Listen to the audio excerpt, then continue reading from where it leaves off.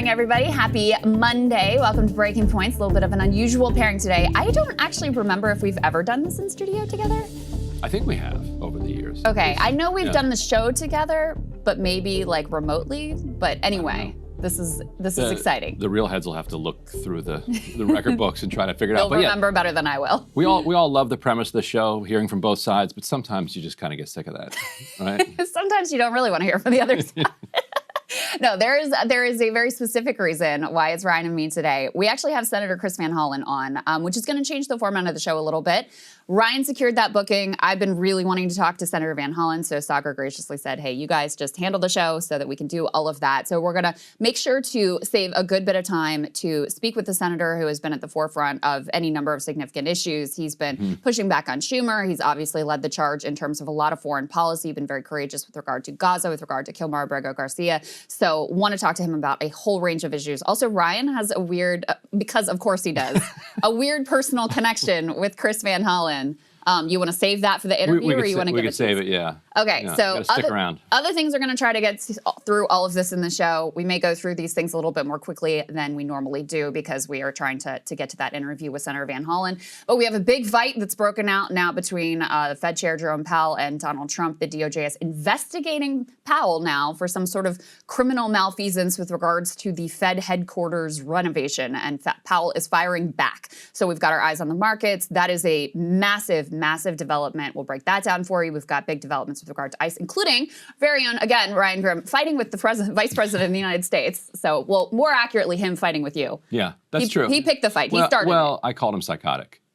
Okay, that's true. That is true. Yeah. But in any case, so we'll dig into that. But there are a lot more details to come out there as well, and also surging, ICE brutality across the entire country. We've got Tim Dillon weighing in with his thoughts on the killing of Renee Good. We've got potential war with Iran and Trump making some new comments there, and then we have that aforementioned interview with Senator Chris Van Hollen. So a lot to get into. If you guys enjoy the show, please support us at breakingpoints.com. And also, if you cannot sign up for a premium subscription, totally get it. It would help us a lot if you guys subscribe to the channel. So if you're watching the clips and you haven't subscribed to the channel, please subscribe to the channel. Helps us in the algorithm. We really appreciate it. So yeah, and supposedly YouTube is starting to care again about subscriptions. Oh, really? For a long time, YouTube, it was just a fake button. That just like made creators feel good that, right. Oh, I have X number of subscriptions, but they didn't care what you subscribed to. They were going to feed you what they thought would make you mad. Their algorithm would decide. You had no real say about what you subscribed to or not. Supposedly they're going back on that now. Your algorithm, their choice, right. You might say. What they're saying now is, okay, actually, we're going to actually start taking into account what you have affirmatively told us you're interested in. So if you tell them you're interested in this show, they'll think about. They'll consider yes. maybe serving you a few more clips for the show. It is also good for our egos, so that we appreciate that too. That's true. All right, Ryan, you want to break down this Fed chair situation? So last night, Jerome Powell put out let's just roll A1 here. This is Jerome Powell saying that on Friday he was basically served with papers that Trump is trying to prosecute him. On Friday, the Department of Justice served the Federal Reserve with grand jury subpoenas, threatening a criminal indictment related to my testimony before the Senate Banking Committee last June. That testimony concerned in part a multi-year project to renovate historic Federal Reserve office buildings. I have deep respect for the rule of law and for accountability in our democracy. No one, certainly not the chair of the Federal Reserve, is above the law. But this unprecedented action should be seen in the broader context of the administration's threats and ongoing pressure. This new threat is not about my testimony last June or about the renovation of the Federal Reserve buildings. It is not about Congress's oversight role. The Fed, through testimony and other public disclosures, made every effort to keep Congress informed about the renovation project. Those are pretexts. The threat of criminal charges is a consequence of the Federal Reserve setting interest rates based on our best assessment of what will serve the public, rather than following the preferences of the president.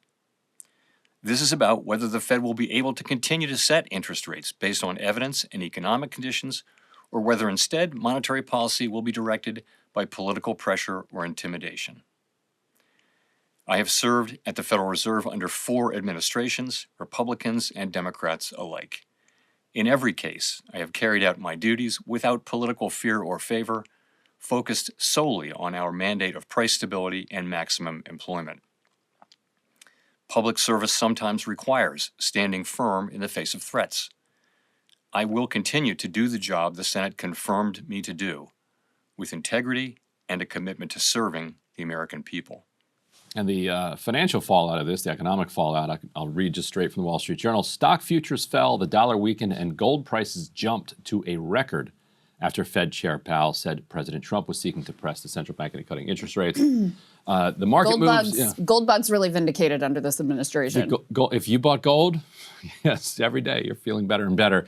The market moves point to reinvigorated concerns about Fed independence, and it says that tech stocks are leading the crash in futures because tech stocks rely most heavily on interest rates and easy money, and so because they don't think, clearly the market doesn't think that, oh well, he's prosecuting Powell, he's going to get exactly what he wants.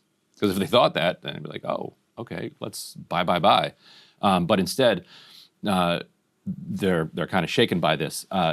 We were talking about this earlier. You were pointing out that this is kind of Trump airing out his grievance from last summer, where Powell kind of embarrassed him in front of the cameras when, Trump likes to dress down his subordinates and loves to then, just be praised by them, or they sit there silently and take it. Powell didn't do that. So let's roll, I think it's the third element here, A3. This is summer of 2025. And Tim has been with me for a long time, and you're in charge of the committee. Indeed. One of the reasons why we wanted to see it was the overruns of the expenses, wanted to figure out why. Yeah. So we're taking a look, and it looks like it's about $3.1 billion. It went up a little bit, or a lot. So the 2.7 is now 3.1. I'm not aware of that. Yeah, it just came out. Yeah, I haven't heard that from anybody at the Fed. It just came out. Our notes had it about 3.1 as well. 3.1, 3.2. This came from us? Yes. I don't know who does that. You're including the Martin renovation. You just added our entire capital. Yeah, you just added in a third building. Is what that is. That's a third building. Well, no, but it's a building that's being built. No, it was built 5 years ago. We finished Martin 5 years ago. It's part of the overall work. But it's not new. So we're going to take a look. We're going to see what's happening, and it's got a long way. Do you expect any more additional cost overruns? Don't expect them. We're ready for them, but we have a little bit of a reserve that we may use, but no, we don't. We expect to be finished in 2027. We're well along, as you can see. Nice to take these off every once in a while. Okay, so the Fed did a renovation project. Trump thinks it's too expensive. Probably is. All renovation projects are. And now, in order to make that case, he shows Powell this letter. Powell figures out immediately, you just threw in another building. You just added in this other building that was completed years ago. I'm not a developer, but if you add in another building, that does increase the cost. That's true. That you can put on a piece of paper. That's my understanding of how this works as well. Well, and so there's both obviously government agencies go over budget all the time, renovations go over budget all the time. What makes this even theoretical crime? They're investigating whether he lied to Congress about the possible cost overruns. And so, there's the political aspect of this, the retribution campaign. Obviously, Powell is not the first for Trump to try to go after. It has not been that successful yet, which I think is something that we should all be heartened by. They've tried to gin up these mortgage fraud claims against Letitia James and others. Those have not really gone anywhere. A bunch of these things have gotten thrown out of court. Now they're going after Letitia James again. This time they're investigating something to do with her hairdresser. I mean, very obviously, this is not about going after we've got to find the worst criminals and the worst malfeasance and go after. No, those people they're pardoning. They're looking to go after Trump's political enemies. It is incredibly overt. It is the sort of thing that in any other time, in any other administration, would be a massive front page scandal for weeks, if not months, if not years. I still remember the whole thing about the IRS allegedly targeting Tea Party groups and not being independent and all of that. And that, what was it, a conversation between Clinton and who was it at the time, who was Attorney General? I mean, these things were like massive scandals.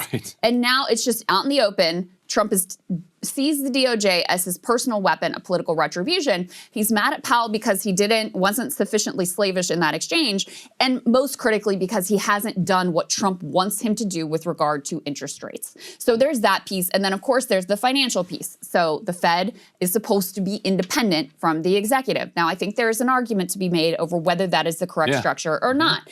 However, if, in my opinion, Trump is pushing me more in the other direction. I was more open to it before. Now I'm like, do I want Donald Trump to be setting the monetary policy and the interest rates? No, I do not. No, I do not want that situation. And, you know, I don't think that Wall Street is excited about that possibility either, which is why you see this, this market crash. The other thing, Ryan, is like Powell's term is up in May.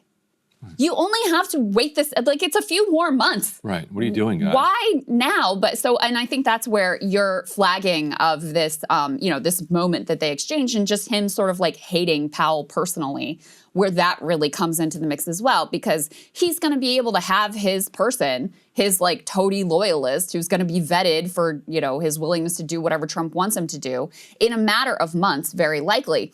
This, if anything, throws a wrench into his ability to get that person. Put A2 up on the screen. Tom Tillis, who is a Republican, but he's retiring, Republican representing North Carolina, says if there's any remaining doubt whether advisors within the Trump administration are actively pushing to end the independence of the Fed, there should be now none. It is now the independence and credibility of the Department of Justice that are in question. Then this is the critical part. I will oppose the confirmation of any nominee for the Fed, including the upcoming Fed chair vacancy, until this legal matter is fully resolved. So you now have at least one Republican saying, I am not going along with anyone until this whole thing is put to bed. And why this matters is that he's on the Senate Banking Committee, where the Fed appointees would have to go. So is Chris Van Hollen. We could ask him about the dynamics there when he's here later. But that means that if he votes no, because Republicans have a 2-seat majority there, that's a deadlocked vote. So then to get him onto the floor, you'd have to, you know, basically have a floor fight to like pull him out of committee and go against the committee, which then puts people like Susan Collins, who's running for, you know, in a competitive seat in Maine, in a tough spot, because it's now like, are you going to, you know, go against the Republican on the banking committee so that you can fuel this corrupt prosecution of the Fed chair? Like, so that puts somebody like a Collins in a very difficult situation, or even Ricketts in Nebraska, who's facing Osborne. And who, by the way, you know, also many of these senators are very tied into Wall Street that is not happy about these moves. So they're, you know, at odds between Trump's desires and the desires of their money. Yes, that's right. There is, this is one of those places where the Wall Street wing of the Republican Party is like, bro, what are you doing? And yeah, I'm with you in this sense that I've always believed that there should be more democratic control around the Fed. This is not democratic control, though. No, this is control Trump's. Of a monarch. Right. And you could imagine, like, the Fed has all of these different windows where they lend overnight to. Like, if Trump was, you know, Trump does understand lending and interest rates, because that's how he has made his career, like just basically playing games with cash flow and interest rates and bankruptcy laws. He could go in there and be like, okay, this bank, let's lend to them at 0.25. These guys at 0.24. How do you get down to 0.20? Well, Trump organization, you know, has a little Bitcoin sale going on.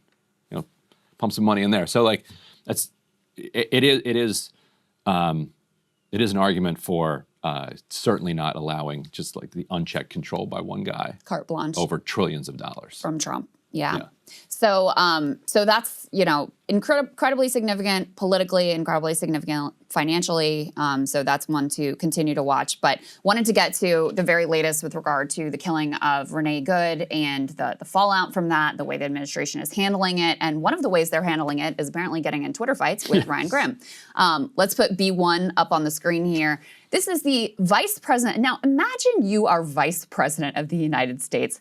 And no offense, Ryan, but I agree. I don't think that this would be how I'm spending my time personally. So anyway, Ryan said something I think is objectively correct. He said that the vice president was genuinely psychotic, innocent. He shot an unarmed woman twice through a side window and then called her an effing bitch, let her bleed out, and fled the scene. So this is in reaction to J.D. Vance, you know, completely venerating the ICE agent who Calling him innocent. Yeah. called him innocent, who killed Renee Good. And J.D. Vance replies, "These people," meaning you, "are incapable of not lying about this. Side window, question mark. You can see the photos of the car with bullet holes.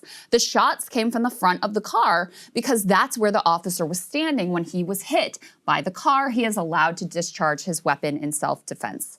Ryan, It's your interesting response. It's interesting to go through there and count the number of just falsehoods in it. In his claim right. that you're lying, Right. the number of lies, yes. Like holes is a lie. There's only one hole. Bullets is a lie.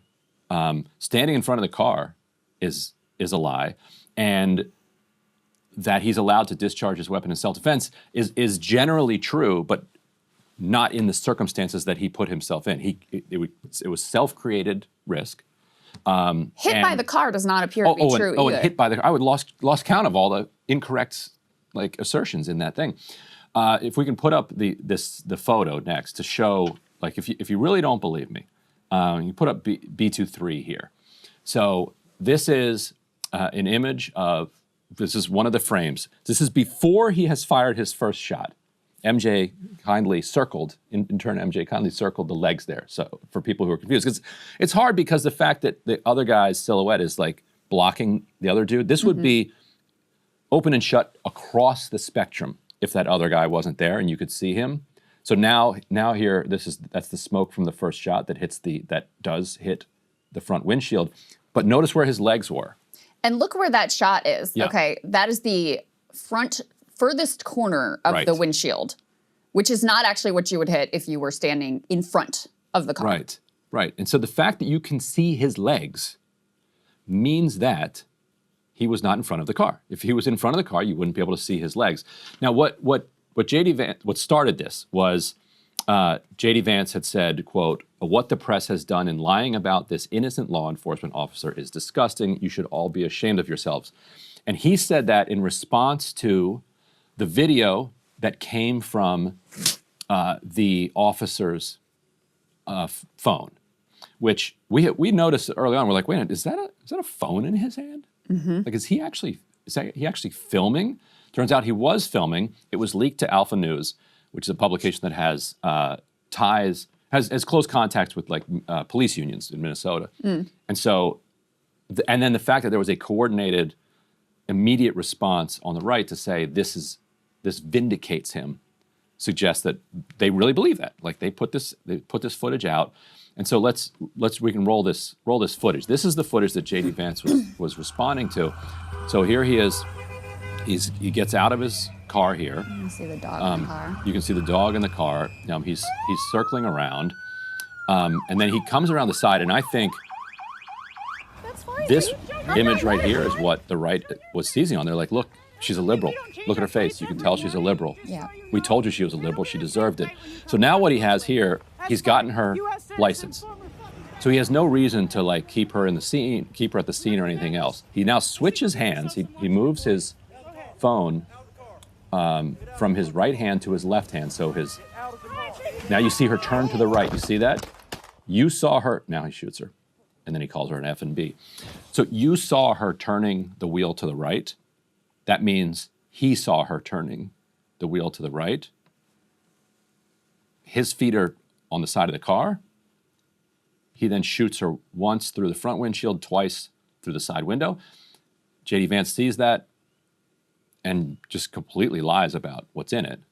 They seem to, I think you're correct, that the real thing that they find to be vindicating here is that these are liberal lesbian women. Right. And so They're like, case closed. for Deserved a it. rabid online movement, like the new right online edgelords, the fact that they look like they're liberal and they're lesbians means they deserved it. Right. And that is the real, I think that is the primary point of the video. And you've got, you know, the one woman, her wife, Renee's wife, who's there sassing the officer, basically fat shaming him. And did they bleep out her saying that she was a veteran or something? I don't know. And I think that's worth mentioning too, is like this, we have no way of knowing if this was edited in any way also to make this as favorable as possible for him. But then the other thing that they seized on is, you know, at the end when he fires the shots, the phone kind of goes and they act like that's definitive that he gets hit, even though the video does not show that at all. And in fact, we have much clearer videos. We showed one on the show on Friday, and the New York Times did an analysis. Wall Street Journal did an analysis that found, no, he actually wasn't even grazed by the car. He was to the side of the car. He was not hit by the car. But because the phone kind of like goes crazy in that moment, they, oh, he got hit. I saw some, oh, he got hit and he got hit hard. This proves that conclusively. It's like, it literally doesn't. And it makes you feel like you're going crazy when you watch these videos and it is so clear what is going on here. Like, she was trying to leave. Now, you may say she shouldn't have done that. It's also very clear she was receiving contradictory orders at that point. So it was impossible for her to comply. So in any case, you could say she didn't do the right thing by trying to leave the scene. Does that justify her getting shot in the face 3 times?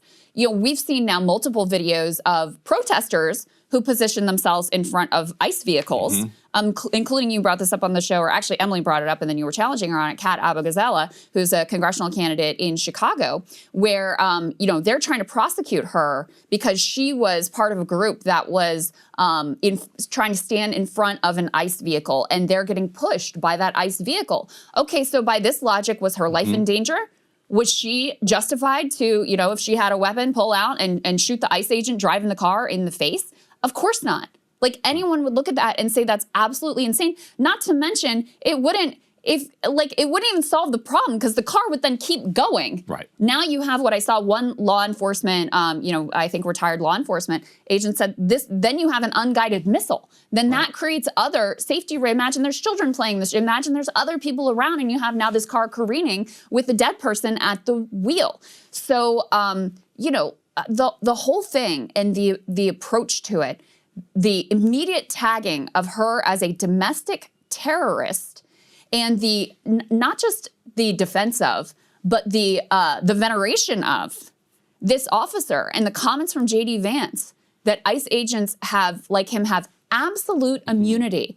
You know, we are already seeing them sort of taking and running with that. I mean, the number of videos I've seen of them just randomly assaulting people. We had another shooting in Portland. We still don't know the details of that. 2 people were shot there. The government story is already not adding up with regards to the details that have come out there. So, you know, the willingness to just completely deny reality is something that is very hard for me to grapple with. It is. It's very tough. And Kristi Noem has really led the way in that with her initial press conference where she, you know, basically said, you know, she implied that he was dragged by the car. Like, she said, just before we play this clip, she said one of the vehicles, the ICE vehicles, became stuck and ensnared in the snow. No sign of that in any of the videos we've seen. Law enforcement were attempting to push out this vehicle. Have you seen any of that? No, we've seen no video of that. When a mob of agitators that were harassing them all day, again, we know she had just dropped her kid off at preschool or at school, began blocking them in, shouting at them, and impeding law enforcement operations. ICE officers and agents approached the vehicle of the individual in question who was blocking the officers.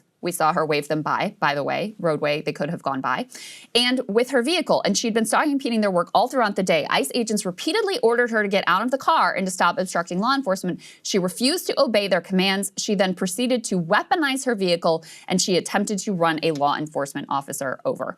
That's what she had said. And let's go ahead and play. So Jake Tapper. And just real quick before you go to that, because there's this debate about whether or not she was, quote unquote, stalking them, which doesn't change anything about whether or not it's justified in shooting her. Right. The shooting was at 9:35 a.m. And we know for sure they dropped the kid off at school.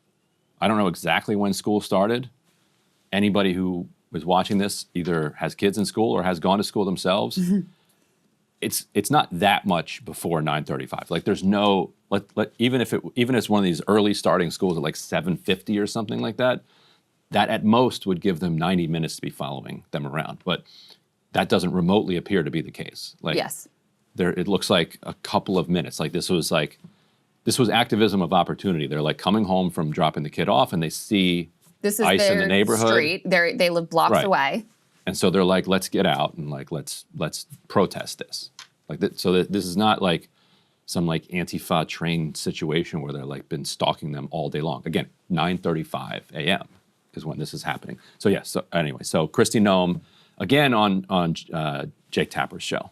Why did you not wait for an investigation before making your comments? Well, everything that I've said has been proven to be factual and the truth. This administration wants to operate in transparency.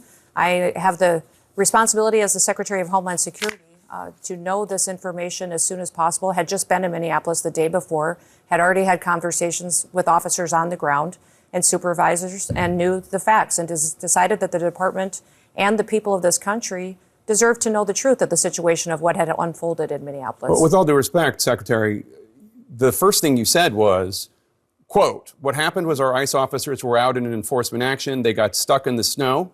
Correct. Because of the adverse weather that is in Minneapolis. They were attempting to push out their vehicle and a woman attacked them and those surrounding them and attempted to run them over and ram them with her vehicle. That's not what happened. We all saw what happened. It absolutely is what happened. Those officers had been out in enforcement action. A vehicle had been stuck. They had come to help get that vehicle out. That's when this individual started blocking traffic for minutes and minutes. You said that the woman attacked them and surrounded them and attempted to run them over and ram them with her vehicle. Blocked the road for a long time and was yelling at them and impeding a federal law enforcement investigation. She should have responded, I'm not so sure I agree with your police work there. It's so weird having a Fargo character as part of this whole thing. Like, what happened to the whole Northwest Nice thing? Or not with the puppy killer. It's like, yeah, this is what happened.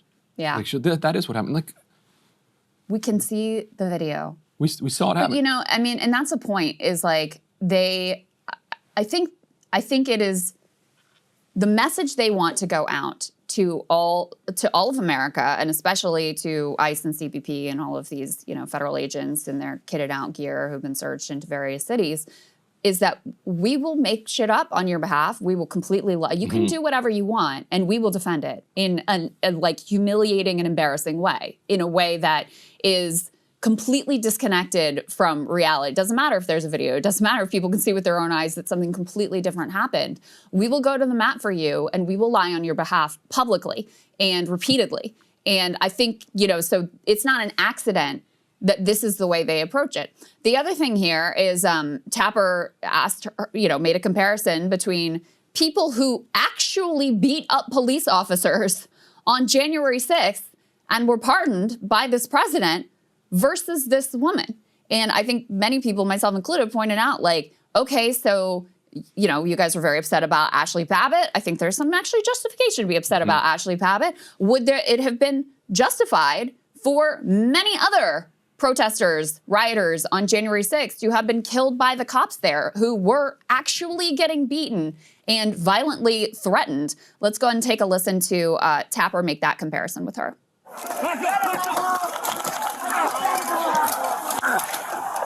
Those are law enforcement officers being physically attacked. By this standard, would any of those officers be justified in shooting and killing the people causing them physical harm? Every single situation is going to rely on the situation those officers are on. That they know that when people are putting hands on them, when they are using weapons against them, when they are physically harming them, that they have the authority to arrest those individuals. The president pardoned every single one of those people. And make sure that they're getting justice for their actions going forward. President Trump pardoned every single one of those people. And every single one of these investigations comes in the full context of the situation on the ground. And that's one thing that President Trump has been so focused on, is making sure that when we're out there, we don't pick and choose which situations are and which laws are enforced and which ones aren't. Every single one of them is being enforced under the Trump administration. and the clarity of the law stands. And if people don't like it, these members of Congress and elected officials should go change the law and make sure they have that debate and policy change. I just showed you video of people attacking law enforcement officers. Undisputed proof, undisputed evidence. And I just said President Trump pardoned all of them. And you said that President Trump is enforcing all the laws equally. It's just not true. There's a different standard for law enforcement officials being attacked if they're being attacked by Trump supporters. We just saw that. This individual and these instances and these investigations all have to be taken and done correctly in context of every situation that is happening on the ground. I mean, the whole thing is just in-group versus out-group. And it's deeply un-American. I mean, the idea is supposed to be, not that we've ever lived up to it, but there's one standard of justice for all, right? They don't accept that. They genuinely don't. And that's where you clued in on the video that they were so excited to share. What they wanted you to get is this is the out-group, so they deserved it. Right. Whereas January 6th rioters, who were, some of whom were actually assaulting police, well, that's the in-group. So it's totally different. And, that's what Trump's pardon schemes, that's what that's about as well. Like, oh, well, they're on my team now. So, even though you may have been a former president who actually was involved in narco trafficking, a quote unquote narco terrorist, since that's the term of art now, doesn't matter because you're on our team. So he was a Bitcoin bro. Yeah, you can do, you're close with Peter Thiel and whatever. So you can do whatever you want.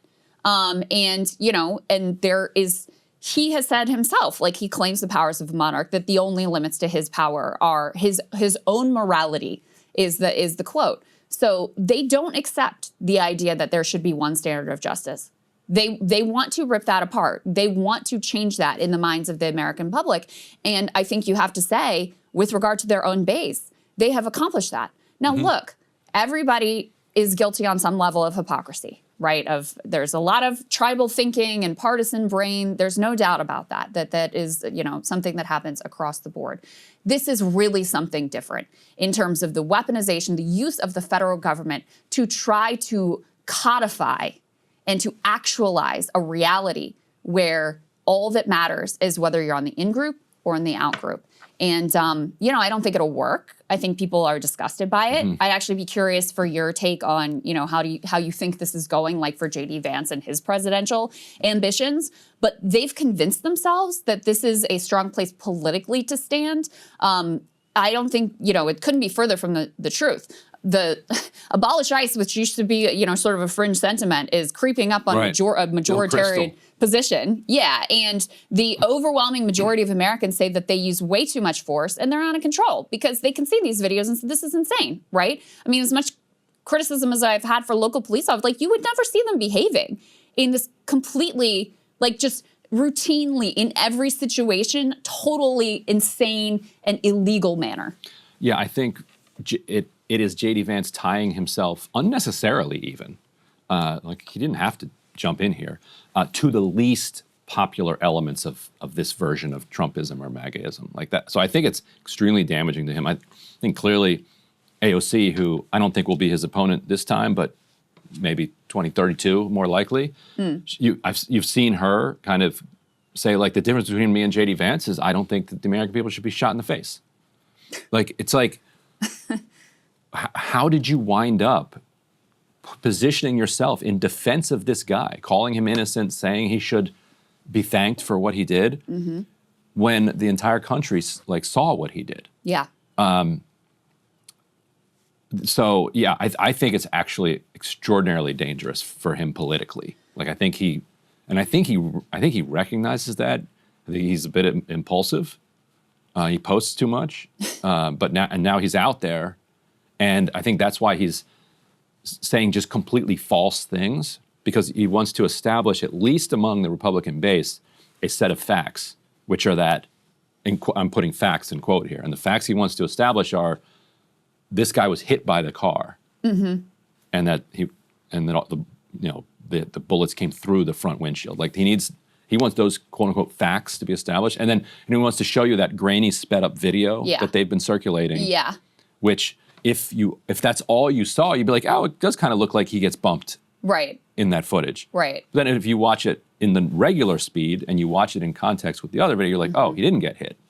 Well, I don't think he really cares about what facts he establishes. I think he wants the white nationalist groyper part of the base to forgive him for having an Indian wife. And and this is his attempt. Which is not going to work. It's not going to happen. This is his attempt to convince them that he's one of them. Mm-hmm. He's one of them. That he will go full fascist, that he's all in on the race war, that he will lie on behalf of the regime. Like he wants to convince them that he is one of the good ones and he is not actually a race traitor. And, I don't think that is ever going to work out for him, but he doesn't seem to have figured that out. This next piece I think is important. Tom Homan, who it's worth remembering, actually got his initial job in government under Obama, was where he was really elevated. Yeah. His initial reaction after this happened was kind of like the normal reaction you might expect, where he was like, we should have an investigation. Right. Not going to say anything about this until the investigation plays out. And Tom Homan is a disgusting psychopathic cretin, okay? But even he was like, we should have an investigation and then we'll see. He has since shifted his tone as he's picked up on what this administration, this regime expects him to do.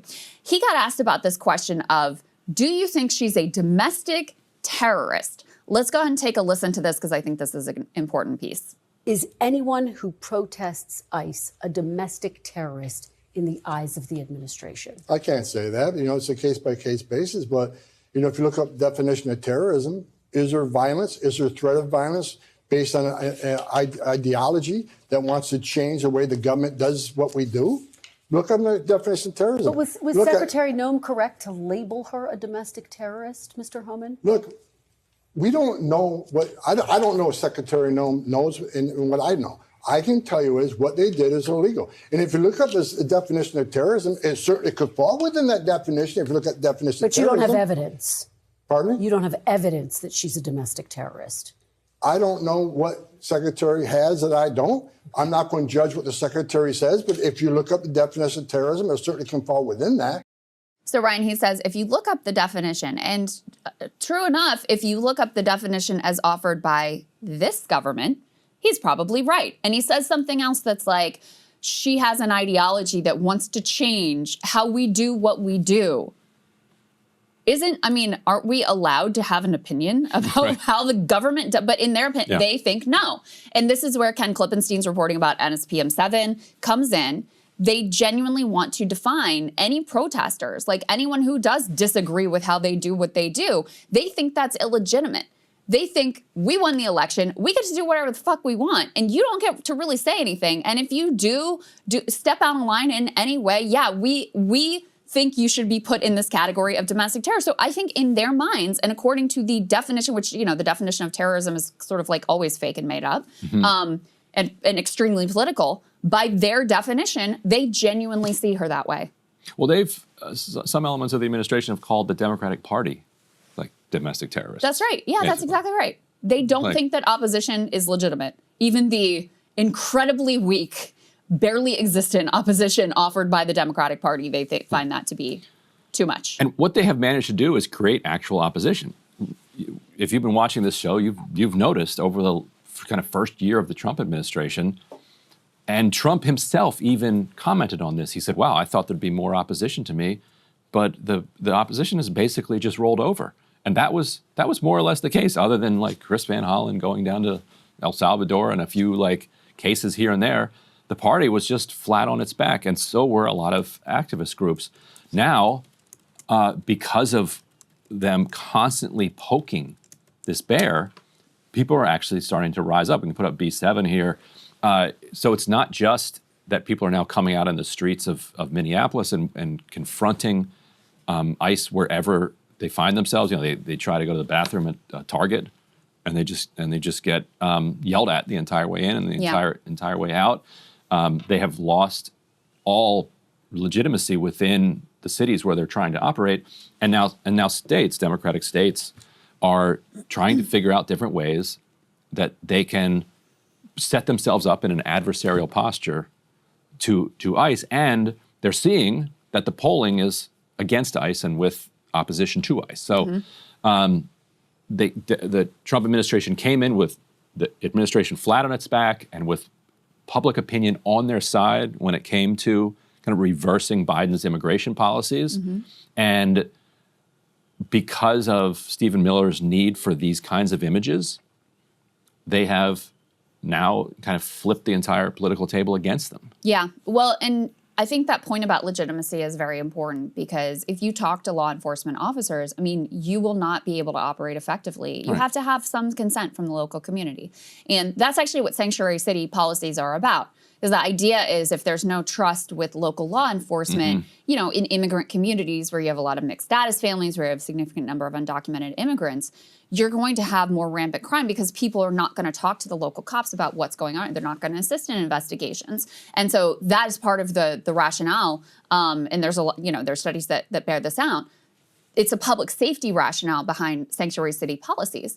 But yeah, I mean, if you go into Minneapolis and everyone there hates your guts and are chasing you around with whistles to alert everyone to you're in the neighborhood and this is what's going on, you're going to have a lot harder time actually operating. I mean, Obama earned his moniker Deporter-in-Chief, did it in a much, I mean, I don't support it. I think he did also things that were cruel, although not anything approaching this level of just like mass thugs, jackbooted thugs in the street insanity with the largest law enforcement budget of anywhere of any time.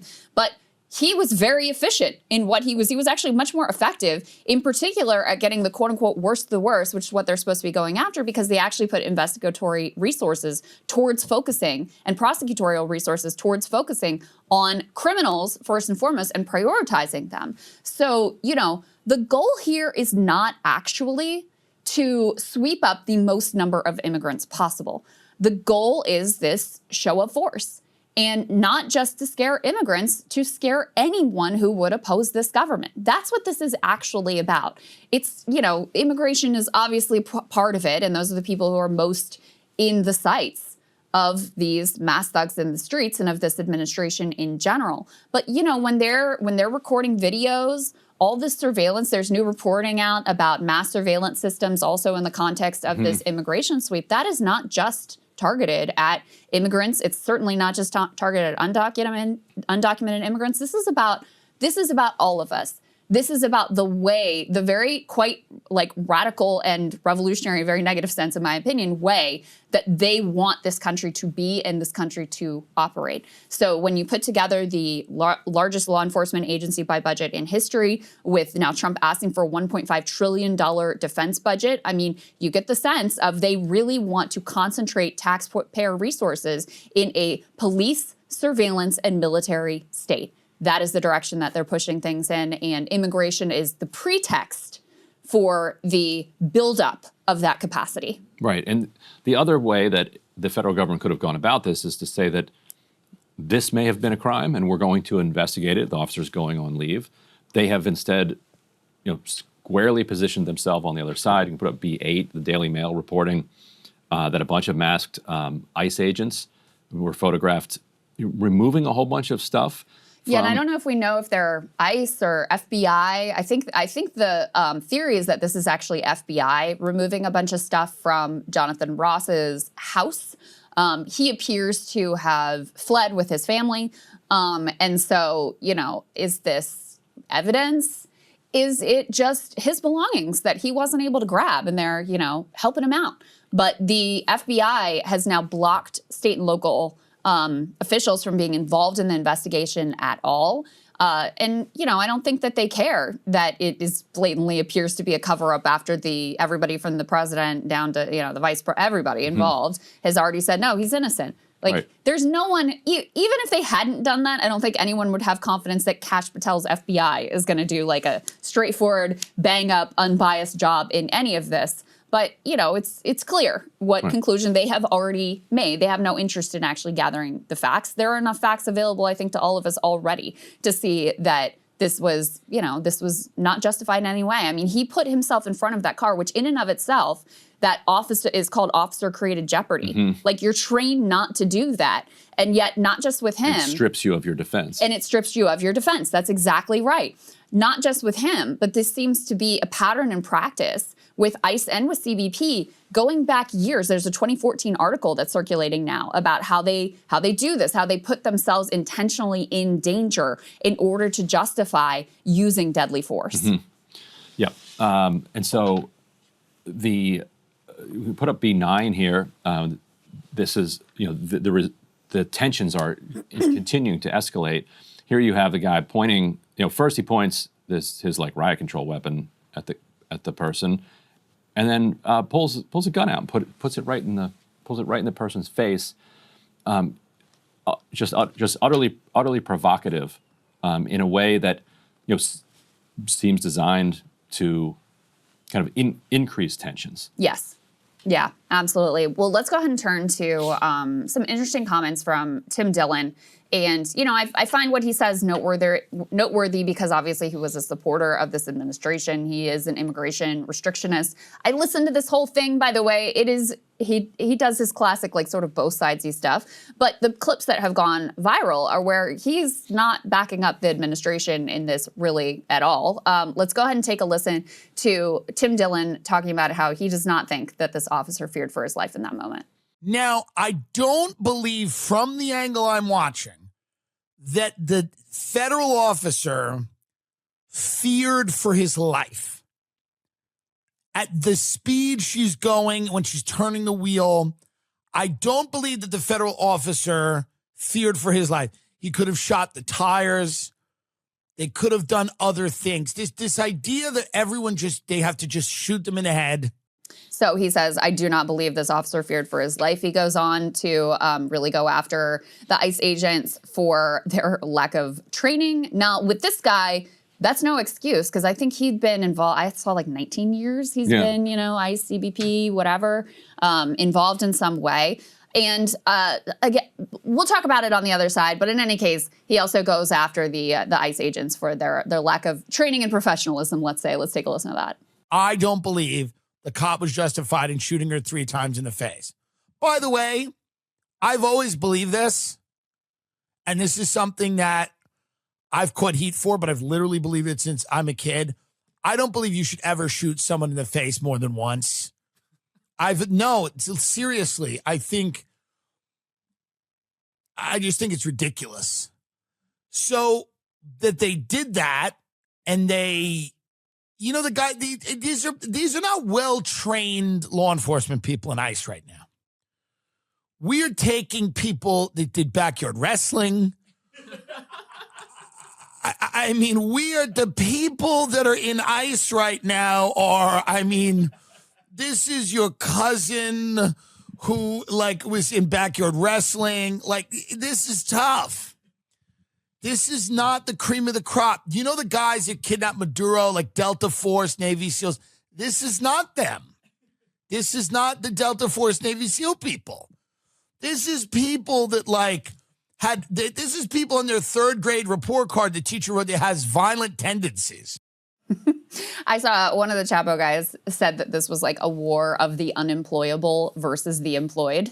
And I thought that kind of nailed it too. But, this guy doesn't have that excuse. And in a sense, I think it's a little bit of Sagar and I in our very lengthy debate talked some about the training as well, which is obviously an issue when you turn loose a bunch of thugs who have watched this sort of stuff and been like, that's what I want to do. And you give them 47, in honor of our great president, days of training. And there's reports coming out saying that many of them can barely read and write. And you just turn them loose and have the vice president say, you have absolute immunity. That is a problem. That is definitely a problem.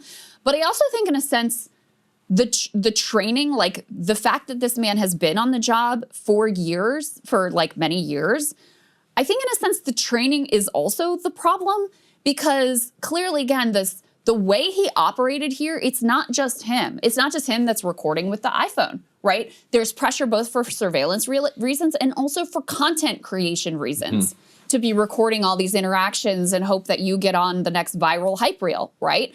The moving around the front of the vehicle. Now, by the time the shots are fired, he's to the side of the vehicle, but walking in front of a vehicle with the engine on is directly contradictory to what any local law enforcement, I mean, they have years and years and years, decades of training, like data of how it goes and how you're supposed to approach in a situation where you've got a vehicle where the engine is on. And that is contrary to any of those training books. Yet, what you see is this same maneuver is used in many, many instances where they try to block in the vehicle with their body and put themselves into that jeopardy so that they can then justify more aggressive and, in this case, deadly tactics. So I don't think the problem was that he didn't know what he was doing. I think he knew exactly what he was doing, because you can see in that video, you know, when he switches the camera phone from his right to his left so that he's got his, you know, his trigger finger ready to go.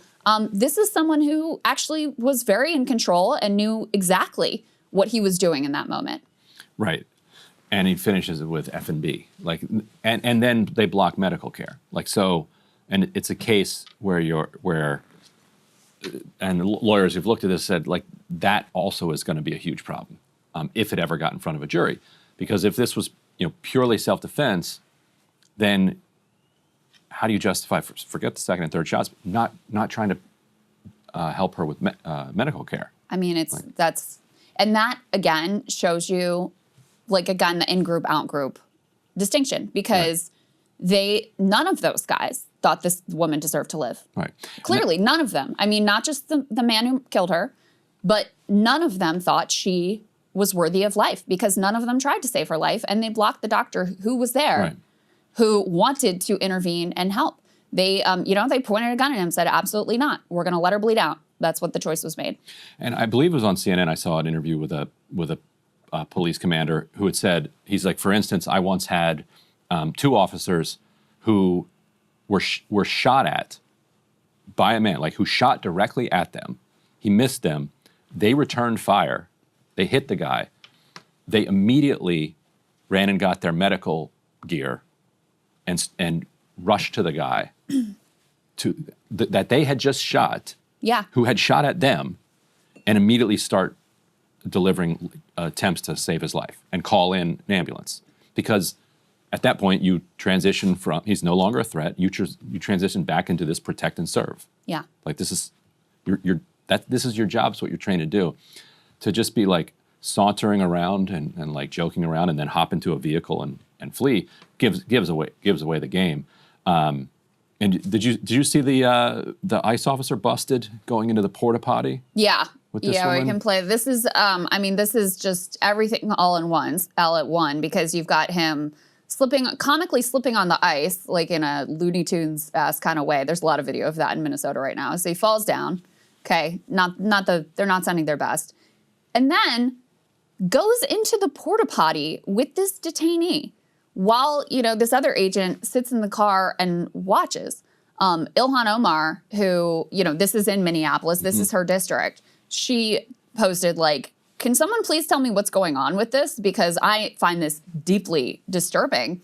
And, there was another, I believe, ICE agent who was convicted of sexually abusing one of the detainees. Like, these things that we're seeing, like, this is only just what we can see.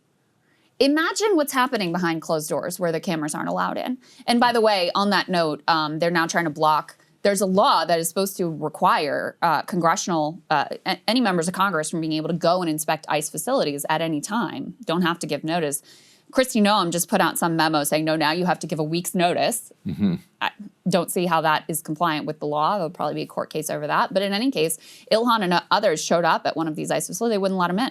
Yeah. So, in direct violation of a law that, Congress passed in response to concerns about exactly these sorts of things.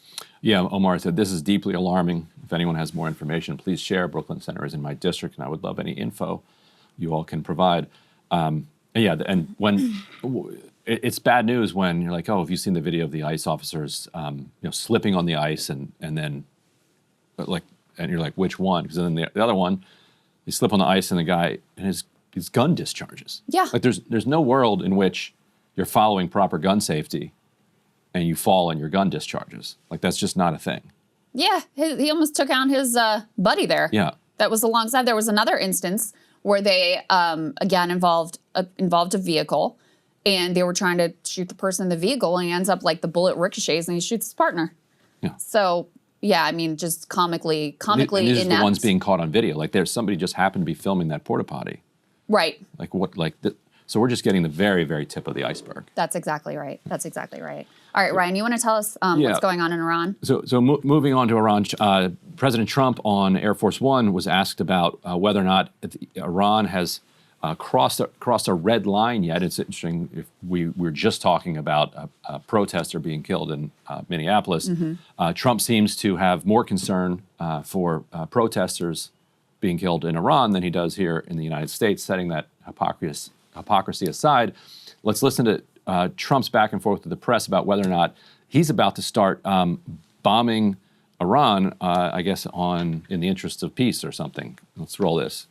They called you? yesterday. Is it still an option? Iran called to negotiate. Yesterday, the leaders of Iran called. They want to negotiate. I think they're tired of being beat up by the United States. Are you sure you on that call? Iran wants to negotiate, yes. Negotiate what? We may meet with them. I mean, a meeting is being set up. But we may have to act because of what's happening before the meeting. Right. But a meeting is being set up. Iran called. They want to negotiate.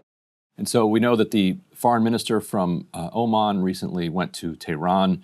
There's some reports that he delivered some type of a message from the United States. Iran is responding, saying they want to get back into the Iran nuclear deal. But obviously, if you go to war against us, that will make those negotiations a little bit more difficult. If we can put up D1, according to the New York Times and other outlets, Trump has been briefed on new options for striking Iran. He has laid out what he has said is a red line, although it's not entirely clear what that red line is.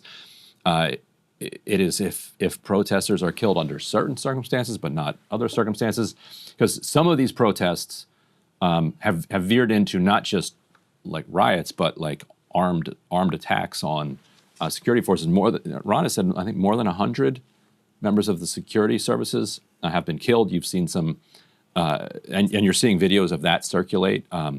Police officer killed and set on fire. A nurse was killed. A firefighter was killed. There are reports of the beheadings of like government security services. Meanwhile, you have at least 500 protesters killed at this point, and arguably probably thousands at this point. And Iran has cut the internet, so it's very difficult to get legitimate information out of there. Lindsey Graham was at an event last night and told people there he had to cut it short because he was very excited that we might go to war that night. Let's roll D2. But the reason I had to cut the speech off a little bit, and it was really very kind of you to do what you were doing. I don't know what, but this might be the night. It's just a matter of time now. It's just a matter of time. Why is it just a matter of time? And you know what I'm talking about, don't you? This tyrannical regime needs to end.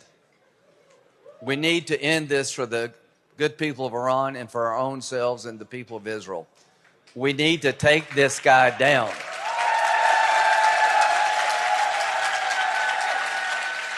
He needs to leave standing up or laying down. I don't care. He needs to go. And if we can pull this off, it'd be the biggest change in the Mideast in 1,000 years. Hamas, Hezbollah, gone.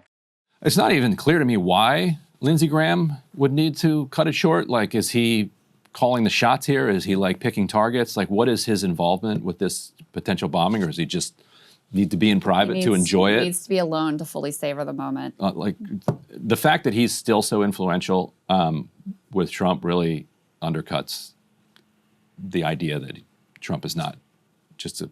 There are many things about this that have undercut the idea that Trump is Mr. Peace. I mean, to be honest with you, I think he is worse than the neocons. He's actually worse than the neocons because he has bombed, 7 countries so far? And, you know, the any of the, like, at least the neocons felt the need to, like, build up some sort of a case, have some sort of legitimacy with the American people. The full-on barbarism and the complete law of the jungle might makes right. Like, this is actually worse now. And I'm someone who, and I think you were too, probably in the first Trump administration, I was like, Bush is still worse. Like, Bush is still worse than what Trump has been. I can no longer make that case. Like, the resistance libs were right. Their most deranged takes on everything except Russiagate were 100% proven correct. I am sorry for ever criticizing you guys. And you know what? All the, like, discussion of his moral temperament and, like, his character, which I also used to sort of, like, roll my eyes. And no, you were correct. Like, that ended up mattering a lot in terms of the conduct of his presidency. So, yeah, completely vindicated. You know, that first clip we played about where Trump is like, you know, maybe we'll talk about a deal. I would love to believe that's the case, but we've now had multiple instances where the possibility of diplomacy has been used as a pretext and a cover for a bombing campaign. So you can never, like, this could be yet another Trojan horse. Oh, we're going to extend the arm. Oh, now we know where all of you are so we can murder you. You know, that, like, you just can't rule any of that out ever. Not to mention, in that same clip, he says, well, we might have to take action before we can get to the negotiation table. And there's also the thing where he's like, okay, yeah, we're doing a lot of war, but we're really only going to do it in our hemisphere. That's what America first means, just doing the war here. So, okay, you thought we were going to be, you know, a more peaceful administration. We're not, but it's just here, promise. And then, like, 3 days later, like, oh, and also we're going to bomb Iran. Right. Which is, I mean, you can pick up a globe. If you don't believe me, it's not in our backyard. Yeah. Yeah, right now, the Swedes are thinking of getting nukes to protect themselves from, like, they're in a coalition of Nordic countries of, like, maybe we should get nukes. You should. Everybody should. I mean, that is the logic that we have created around the world. The only people we don't fuck with are the ones who have nuclear weapons. So, you know, I guess that's the way that people are increasingly looking at it, and who could possibly blame them for viewing things through that lens. You know, in terms of what actually happens here, I genuinely don't know, because Trump I think he doesn't want to get into some long protracted thing. He likes the theater of war. He likes being able to do his mission accomplished moment after the, you know, SEAL team or the whoever goes in and does their, oh my God, we kidnapped Maduro and it was so spectacular and amazing and aren't we the best? And obviously, right now, he actually posted that he's the acting president of Venezuela. I don't know if you saw that. I did see that, yes. So he likes that, but he had enough caution around, you know, putting this Machado in and, like, completely doing the regime change thing. Like, that's probably going to require more from me than I really want to give. And he seems to have that same sense in Iran. He said, he's like, yeah, this Reza Pahlavi, this failed son for the Shah. Like, he doesn't have the juice. Doesn't have the support. And he's right. I mean, he's absolutely right. But the Israelis definitely want to, they want a regime change, but, you know, Trita Parsi is correct in saying what they really want is regime destabilization. Like, they don't care if Iran is a failed state. They're happy for Iran to be a failed state. Yeah, they want it to be a Libya or a Syria or whatever. Like, that's what their goal is. Now, is Trump, is he on board with that goal? We don't know, but it certainly seems like he is being increasingly persuaded by the ego kick that he got out of the Venezuela operation, plus these protests, which I think are helping to convince him that this would be easier than perhaps he thought in the past. So, you know, I don't think there's anything that we could possibly put off the table, especially when, again, mirroring the dynamic with Venezuela, where you have the Miami-occupied government with Marco Rubio and others who are, you know, South Floridians who are very excited about these possibilities. You have a similar dynamic, obviously, with Mary Madelson and people in the administration, Mike Huckabee and people in the administration who are very, very committed to what Israel wants with regard to Iran. And they're just going to keep pushing and pushing and pushing and cycling through arguments with him until they find one which works, which is exactly what happened previously with Iran and which is exactly what happened with Venezuela. They kept making different cases to him until they found one that they could use to convince him to effectuate the ends that they wanted. And I don't even know what this one is. Like, what's the argument? Like, why? Like, he did a 12-day war. They wanted more than 12 days, although they were getting pounded, you know, pretty badly. But they still would have, you know, gone a little further. But what even is the argument? Like, I think as a member of the public, I haven't even, like, received, why are we going to bomb them this time? Right, because initially he had said in his meeting with Netanyahu, if they went back to building nuclear weapons, right, that which that they're would not- be. But no, I mean, we haven't received even any fake reports Right. about that. Well, that's probably coming soon. Stay tuned for that. But in any case, that's sort of been pushed to the side. Now it's supposedly about like the rights and dignity of the protesters. I mean, does anyone really believe that Trump cares about like the, aspirational human rights of the Iranian protesters when obviously doesn't give a shit about that with American protesters? But now, since he put this red line down, now it's just about ego. It's like they're embarrassing you. You said you made this line in the sand. You can't be like Obama where he had his red line and then they walked all over him. Like, you said this thing. You've got to stand strong. I mean, that's as far as I can tell, because I don't really see any other affirmative case being made for why this is in our interest at all. And isn't a bombing campaign more likely to just end the protests? Like that's the other thing. I don't connect how coming in with you bomb a bunch of military installations or something, and that's gonna somehow further the protest. I don't know. I guess anything's possible. Meanwhile, Iran has said, put up D3 here, that if the U.S. Strikes Iran, that they consider U.S. targets throughout the Middle East, including bases in Iraq, which are quite vulnerable to Iranian attacks, as well as any Israeli targets. That those are legitimate targets, and that's how they will respond. We put up, and then covering these protests is extraordinarily difficult. There is probably no arena where there's more disinformation and fake videos thrown out there. Trita Parsi has talked about this. It's like there's some is trickling out. There are a few Starlink. Starlink was mostly successfully taken down, actually, which is a fascinating development, and is freaking out Musk investors, because it seems like Russia and Iran found a kill switch for it. Some Starlinks are still operative and have been able to get some videos of massacres out. Some Iranians have left and gone to, say, Dubai or elsewhere, and have brought videos with them. One of those, we can put up D5 here, actually, and then we'll go back to D4. D5. This is footage being played. I mean, we blurred this out, but these are basically, there's 250 files here. Somebody smuggled this out, or likely was smuggled out, and it's basically evidence of at least 250 people getting killed, and then each file kind of goes through somebody else, and families are being asked to come identify and receive their loved ones. And we could, like I said, we could be talking about many thousands of dead at this point. Meanwhile, in Los Angeles, and we can put up this post here, D4, a U-Haul truck drove through a group of protesters who were supporting the protests against the Iranian regime. The imagery on the U-Haul is suggestive of the possibility that it is an MEK-aligned action. MEK is this bizarre kind of anti-regime cult that is also hostile to the Shah, and that has weird connections to like a U.S. security establishment, and was based in Iraq and backed by the CIA at various times.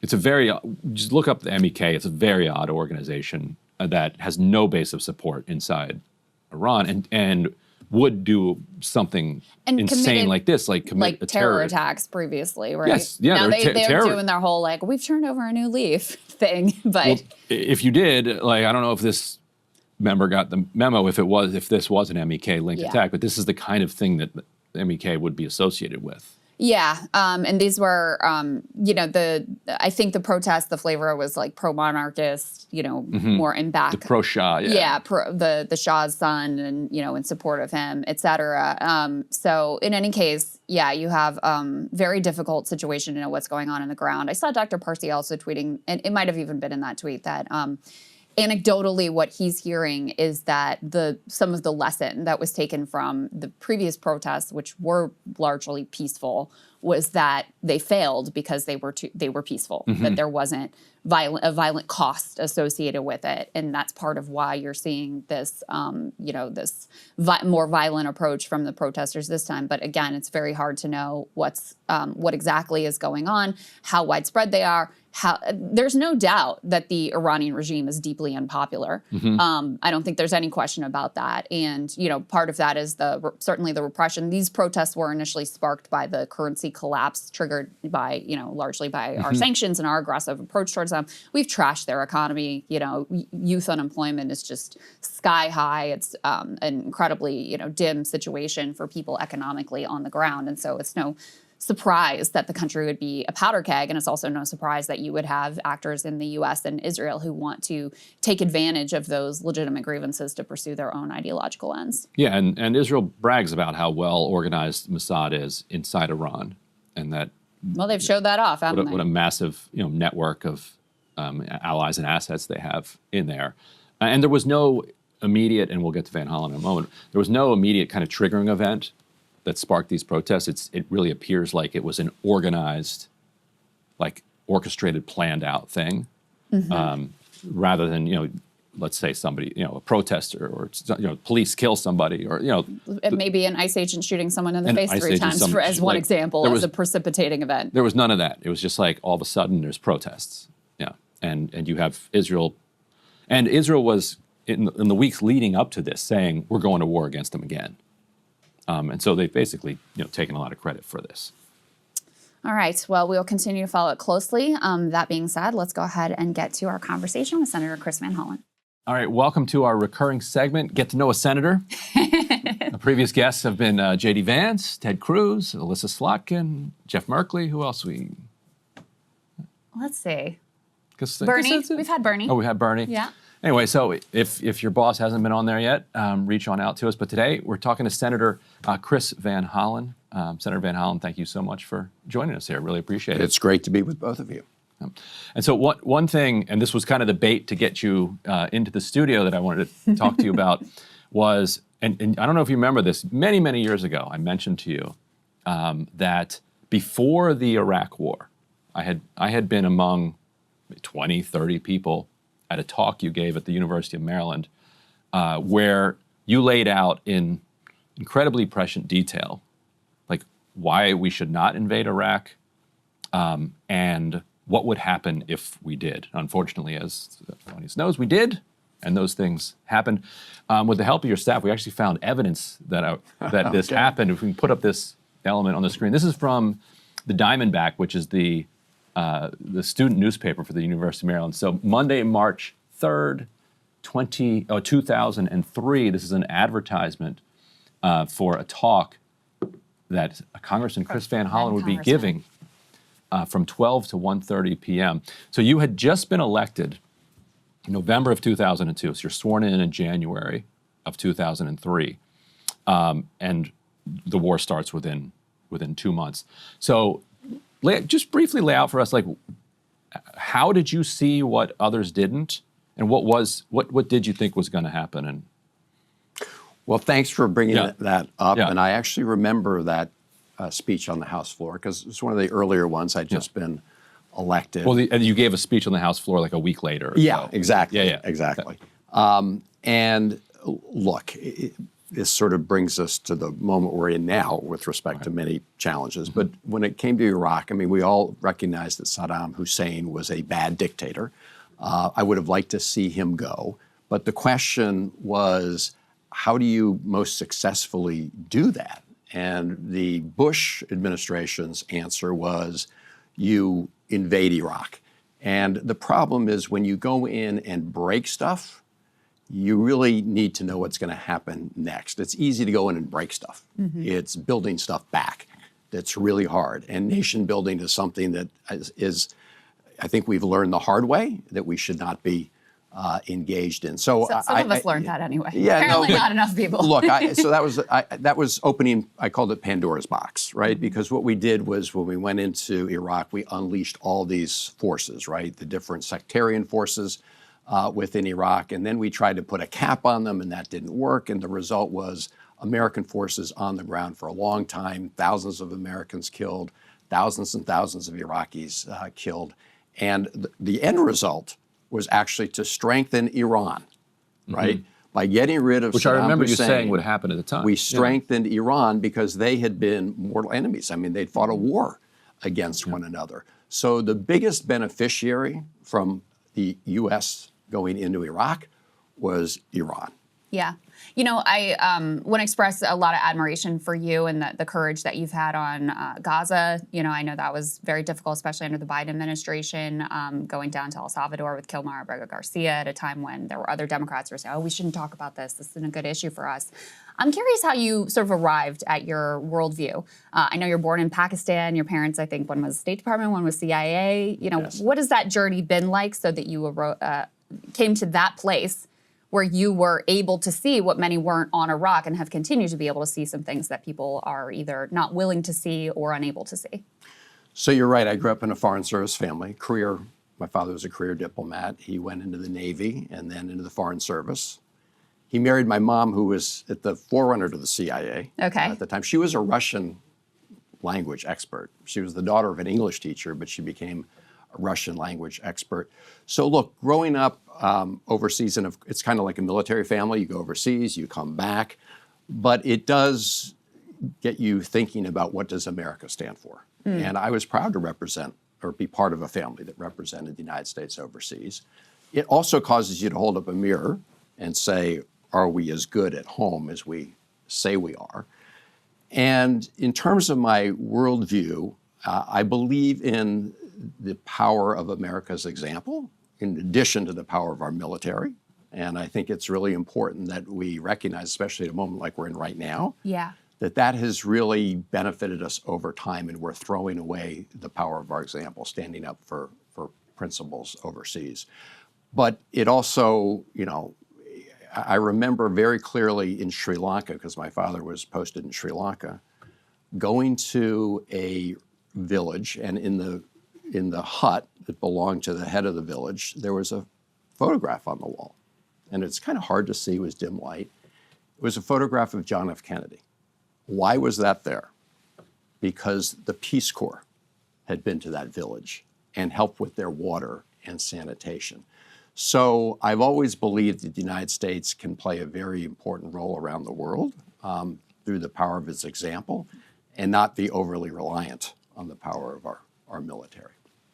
Now, you had come to your knowledge of the sectarian situation in Iraq in a curious way. Get this story a little bit for our audience. So in the early 90s, you and Peter Galbraith, who was actually a brother of a friend of mine, James Galbraith, then happens to be the son of John Kenneth Galbraith, the famous 20th century economist. You guys are Hill staffers and do a very un-Hill staffer thing, which is sneak into northern Iraq, the Kurdish region, grab a whole bunch of documents and interviews with people there and prove that Saddam Hussein had used chemical weapons that presumably we had sold him on the Kurdish people. How did you get in? How does the boss sign off on that? And what did you, how did that shape your politics, knowing that our ally had done this with our, I don't know, not with our backing, but we kind of encouraged the Kurds to rise up. And then we let him gas them with our chemical weapons. So I'm glad you brought this up. You're right. I was a staff member on the Senate Foreign Relations Committee in the 1990s. Actually, I'm sorry, in the 1980s. This is late 1988-ish.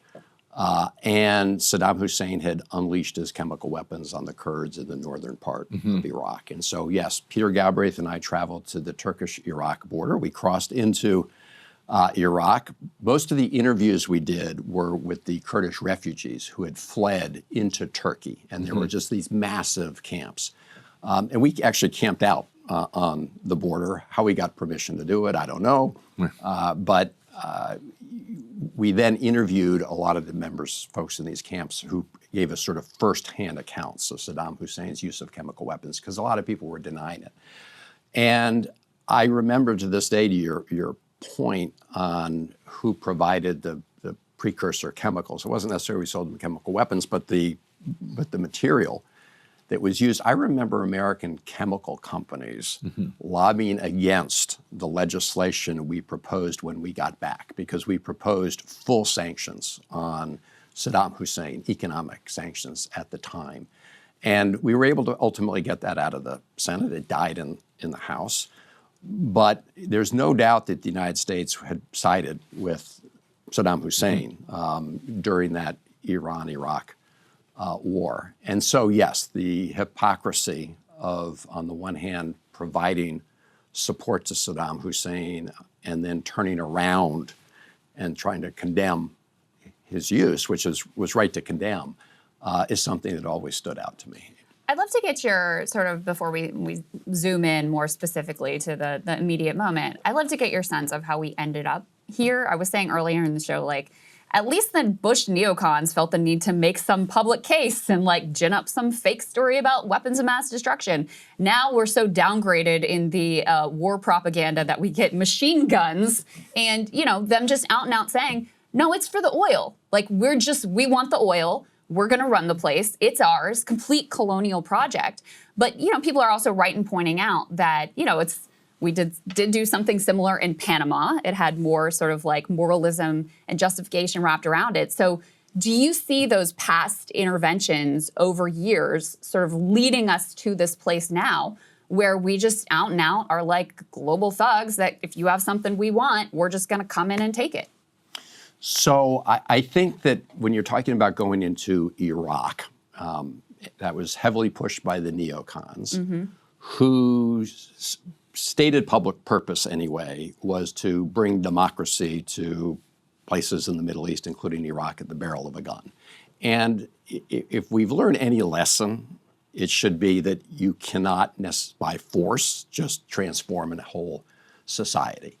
In the case of Venezuela, it is all about the oil. I mean, I came out very early and said, you know, this is all about the oil. And then, you know, Donald Trump gets up the next day and says it's all about the oil. And of course, with this administration, the Trump administration, more than in any other earlier conflict, it's all about making money for Trump's billionaire friends, like, you know. And for himself. And himself and his family. I mean, if you look at what's happening across the Middle East and the Gulf states, I mean, the corruption is just so gross. I mean, everything they touch, they're trying to transform into dollars for Trump and his family and his billionaire buddies. I mean, if you look at Venezuela, it's not necessarily so much the oil companies, although in the long run they may benefit, but there are people like Paul Singer, who is this huge Trump donor, who bought Citgo out of bankruptcy in November, and others like that, who are huge beneficiaries of this and had sort of been, you know, told about it. I mean, they knew this might happen. So I will say that this administration, the corruption piece is just prevalent throughout. Yeah.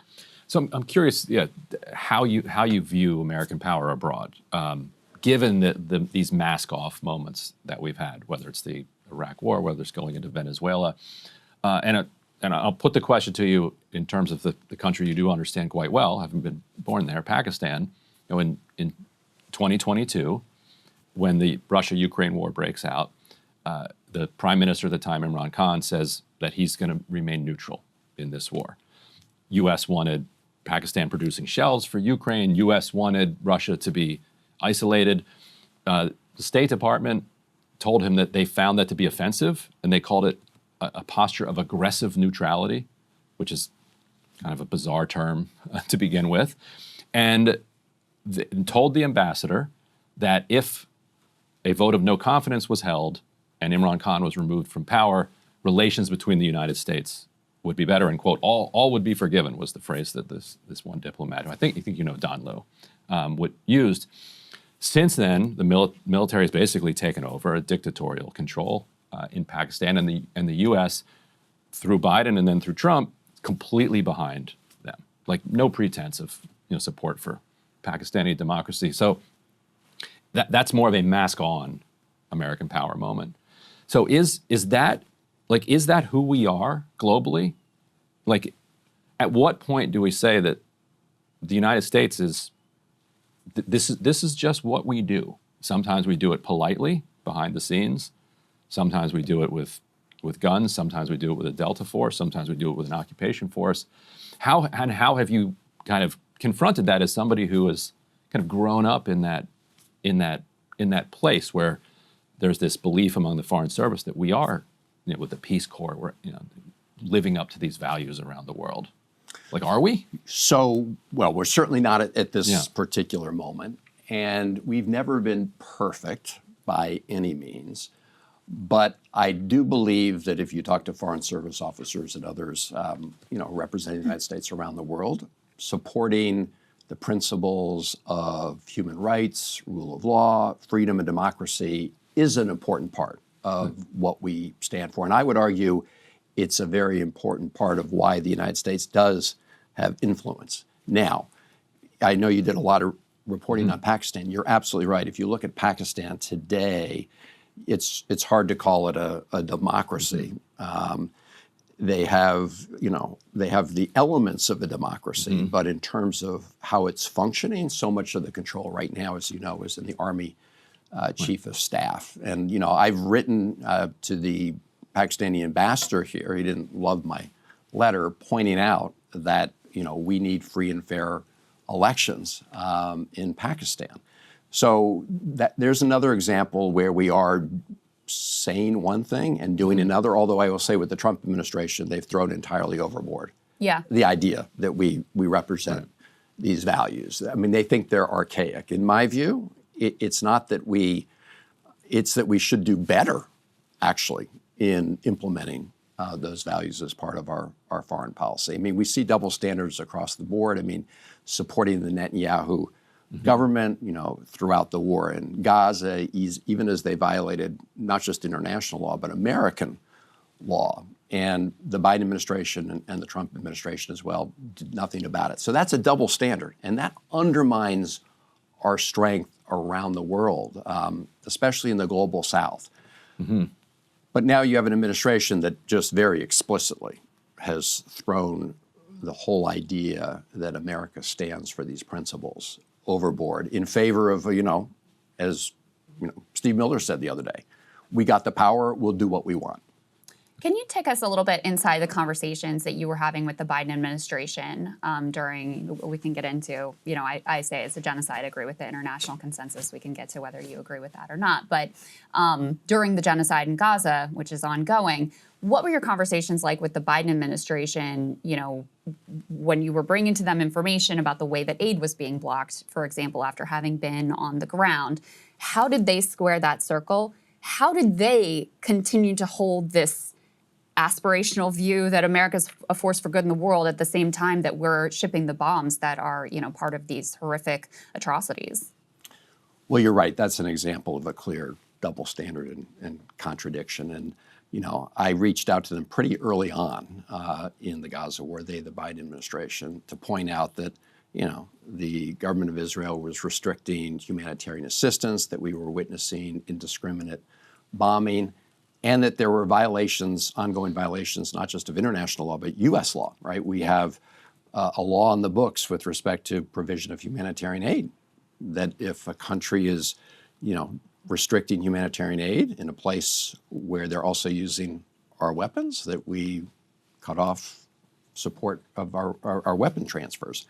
And they just they bobbed and weaved, and at the end of the day, I really think they did great damage to our credibility around the world, let alone, the number of people who've been killed in Gaza. We're witnessing this right now, not only in Gaza, but in the West Bank. I call what's happening in the West Bank slow motion ethnic cleansing. I mean, every day you're hearing more and more about violent settlers taking more land belonging to Palestinians, and essentially with impunity, and they're backed up by the IDF because they're backed up by people like Ben Gvir and Smotrich, these very right-wing extremists and by Netanyahu. Yeah. So this is a moment where, the United States, the idea that we're standing up for principles has been thrown overboard. I mean, unfortunately, it was done over a period of time, but now the Trump administration has made it explicit. I believe, if you're asking, I believe the United States actually does need to be consistent. We're never perfect, but these are really important parts of who we are as a country. It's part of the American identity. I don't think it's entirely a myth. I think we do stand for those things. Ronald Reagan talked about the shiny city on the hill. And Republicans have now thrown that whole idea overboard. So let me ask you, you have the International Association of Genocide Scholars who say it's a genocide. They join Amnesty International, Human Rights Watch. There are various Israeli human rights organizations like B'Tselem who agree with that. Do you accept the international consensus that this is a genocide? So I think the overwhelming evidence points to the fact that this is a genocide. You've seen scholars, including many scholars of the Holocaust, Jewish scholars at Hebrew University, Brown University, and others. I've not made an independent legal conclusion. I've made it very explicit that this is ethnic cleansing. But regardless of what you call it, it is you don't have to worry about the huge. We only have one soundbite we're going to play for you. So okay, it's a huge. Watching what's happening is just. It seems to me anybody with a conscience cannot stand by and watch what's happening without wanting to do something. And how much do you think that the barbarism that we've all watched play out in Gaza has allowed this moment to emerge where we really do just, the Trump administration feels fine just saying, hey, we're going to take over Gaza, right, and continue in that direction. We're going to take over Venezuela because we want their oil. We're going to take over Greenland because we want, whatever they have to offer. And we're going to do this wherever we feel like doing it.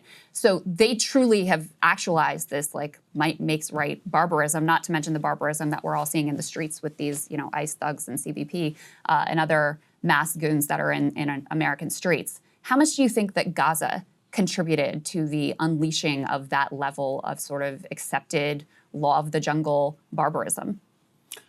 Well, I think it contributed to it. I think I think the Trump administration may well have jumped to where they are right now, no matter what.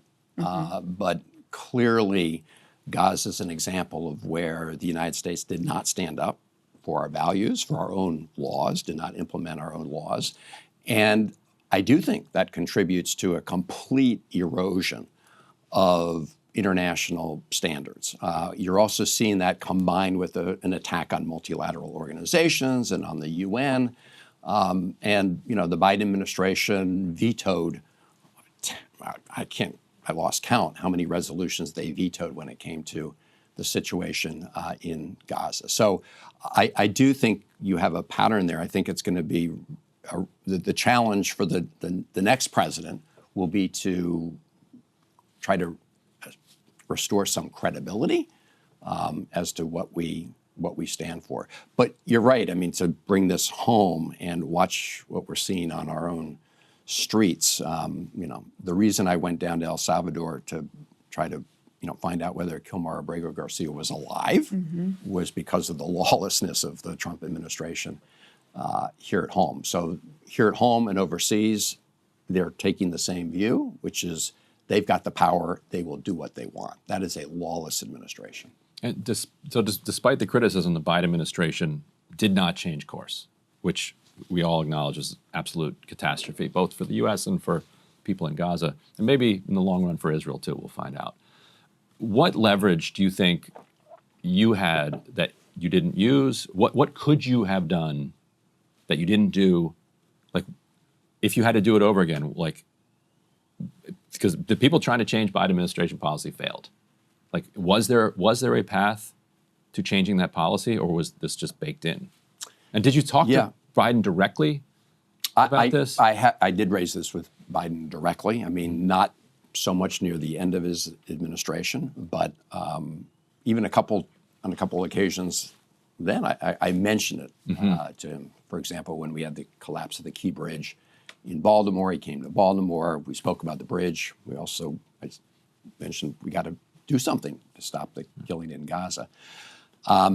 So, I tried to do everything I could. The main thing we did was get the Biden administration to adopt what became known as NSM 20. So I don't want to go into all the weeds there. I proposed an amendment to the bill that included funding for Ukraine and Israel and other things that essentially would have blocked funding to any country that was violating American law. We didn't have the votes to pass it, but we were successful at getting the Biden administration to adopt what became known as NSM 20. It's a pretty long document. It was fiercely negotiated, and it ultimately required them to provide some reporting on a lot of these issues, right, in terms of the killing, in terms of the distribution of humanitarian aid. Unfortunately, when the report came out, I felt that it sort of whitewashed the situation. I said so publicly. Interestingly, if you look at the amount of humanitarian aid going into Gaza, it did go up just before the report was issued. And, the administration did tell me that they used that as leverage to improve the delivery of humanitarian assistance. The problem is, as soon as the report came out, they didn't stick with it. I mean, the Biden administration didn't stick with it. They did not use the levers of power that they have.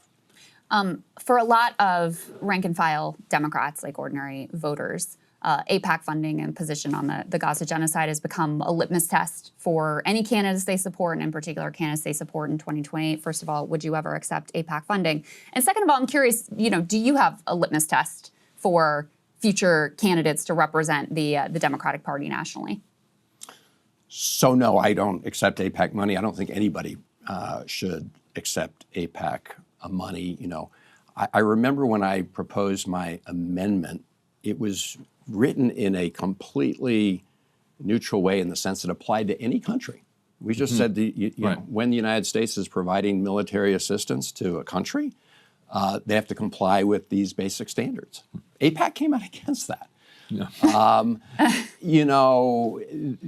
issue with AIPAC, as we know, is they essentially adopt the position of the government of Israel.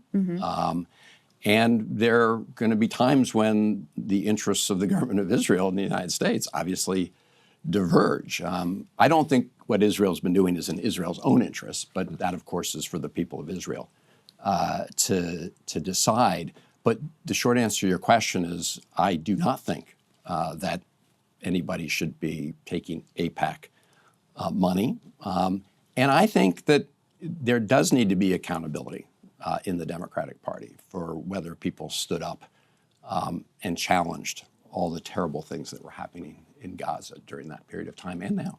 And does that mean Senator Schumer? Do you think that there should be new leadership in future Congresses in the Senate? Well, as to future Congresses, that's going to be obviously something for the Democratic caucus. But let me just say this with respect to the presidential race in 2028. My view is it's going to be important to see whether the candidates who are running for the highest office in the land, where they stood on this question of conscience. Yeah. And I think that question of conscience, obviously, for me, one of the clearest dividing lines is around Gaza. But I think, also the way that people have stood up or failed to stand up in this moment with the second Trump administration. I mentioned before, and you mentioned going to see whether Kilmar Abrego Garcia was alive or dead. I think the decisions that were made on the previous shutdown fight, everybody was sort of behind you guys. And then you had Schumer and a few breakaway Democrats deciding, we're gonna cave without getting anything in return. I know you're part of what's called the quote unquote fight club. You and some other Democratic members of the Senate. So how do you see, how have Democrats done in this moment, and what should they have done? How should they have conducted themselves differently? So I think a lot of Democrats were late to recognize the danger posed by the Trump administration. I mean, people would sort of say, maybe they're not serious, this is just rhetoric, even as the Trump administration engaged in lawless activity at home and overseas. And immigration was one of the earlier ones. Yeah. Yeah, because we had this case of Kilmer Abrego Garcia, right? He was snatched off the streets of Maryland. He was sent to CCOT, this notorious gulag in El Salvador. And when I went down there, there were a lot of voices in the Democratic Party that said, no, don't do that, you know. Don't focus at all. Did anyone come to you directly? I mean, they're Democrats above you in the public Senate? record. Yeah, but not just there, but also around the country. And it was like, you know, we shouldn't be talking about this because when it comes to immigration issues, the Trump position is popular. We should always change the subject to something else. I mean, here you have people being snatched. Now that's changed. Now we have people who are responding much more than they were before. But at that time, it was really very much a finger in the wind kind of thing. And you know, despite the fact that you had this gross violation of the Constitution. And things began to change back then. I mean, you know, when we had the Kilmer Abrego Garcia case, folks like, you know, Joe Rogan on his podcast were saying, you know, I'm not into this just denying people their due process rights in the Constitution. And that's what this administration's been doing, just taking away people's due process rights. So I do think it's changed, but to answer your question, I think there were a lot of folks who were very slow to recognize the real danger to our democracy, to our Constitution, and to our country. So I guess my question is, has that actually changed? There's a possibility of another shutdown fight. And you have some, including, in this part I will need your piece to be in for, Senator Chris Murphy, indicating that we should use this opportunity, Democrats should use this opportunity to force changes at ICE in the wake of what I would call a murder of Renee Good, you know, being shot 3 times by this ICE agent as she's there in Minneapolis, Minnesota. Let's go ahead and take a listen to Senator Chris Murphy make the case.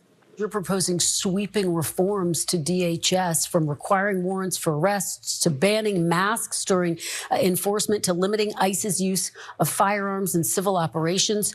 Do any Republicans support your plan? Is it realistic that this could actually pass, Senator? Well, Republicans need Democratic votes in order to pass a budget for the Department of Homeland Security. Yeah. And what we're talking about, I wouldn't necessarily categorize as sweeping, right? We're simply talking about, you know, essentially going back to the way that ICE was operating when they cared about legality, right? Identification of officers, that's something that has been standard practice in every law enforcement agency all across the country. CBP, who are supposed to be at the border, protecting us at the border, operating in the interior with no training on how to deal with complex urban environments, that's brand new. So we just need to get back to a Department of Homeland Security that is prioritizing the law and prioritizing keeping people safe. And yes, I think that it's reasonable for Democrats, speaking on behalf of the majority of the American public who don't approve of what ICE is doing, to say, if you want to fund the Department of Homeland Security, I want to fund a Department of Homeland Security that is operating in a safe and legal manner. So is it appropriate, do you support using this sort of rare moment of leverage that Democrats have in terms of government funding to force some changes at DHS and with ICE? Yes, I've been very clear. I will not vote for one more penny. I guess we're getting rid of the pennies. One more dollar for the Trump ICE operation. And I hope we will use this moment for that purpose. And this is why the Department of Homeland Security's appropriation bill in the Senate has been so hung up. I mean, we've passed other bills, appropriation bills, out of our committee, but some we've not. And this one is one that I will not support advancing without the kind of reforms that Chris Murphy's talking about. And what's the end game then? Because it seemed like that's where Democrats kind of fell down last time. That they kind of snatched defeat from the jaws of victory in that shutdown, because it felt like they just kind of lost their nerve after the shutdown had gone on so long. So how do you avoid that this time? So we do have a different situation now. We have already moved, for example, 3 appropriation bills, like for the Department of Agriculture and a couple others. There may be other bills where we were successful at putting up safeguards around the funding. The Commerce, Justice, Science bill is one of those where we completely rejected the Trump cuts to science and the National Science Foundation and NASA Goddard and things like that. So we may have a situation where we pass appropriation bills for certain agencies. But what I'm saying, I think Senator Murphy is saying, is that focus on we're DHS. not, when it comes to DHS, we will not support any funding for DHS unless and until we see these reforms. And do you know where Senator Schumer is on that? I think he supports reforms at DHS. I can't speak for him with respect to the actual strategy of not supporting that bill at this particular moment. There was a memo that circulated in the kind of DC progressive world a month or two ago, and I'm curious if you saw it, that made the case for Chris Van Hollen for Senate Majority Leader. Did you see that memo? I heard about the memo. So, actually, no, know, I did see that memo. Okay. I know what you're talking about. All right, so what do you think of that memo, and would you run if Democrats took the majority, or even if they don't, would you run for minority leader? Is that something you're open to? So it's not something that has been, top of mind for me. And ultimately, this is a question of the Democratic caucus.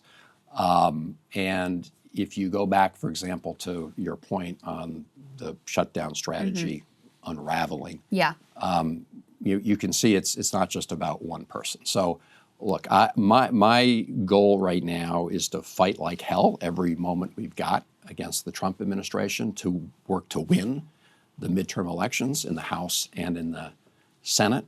And then I do believe, I'm a strong believer in the fact that we cannot just be the party of no, that we need to put forward a clear agenda for the future that tells the American people we are not the party of the status quo. Yeah. And that is going to be my main focus. So you say it's a question for the Democratic caucus. Is it also a question for the Democratic base, though? Especially at this period in time when you're between president, there's no clear leader of the Democratic Party.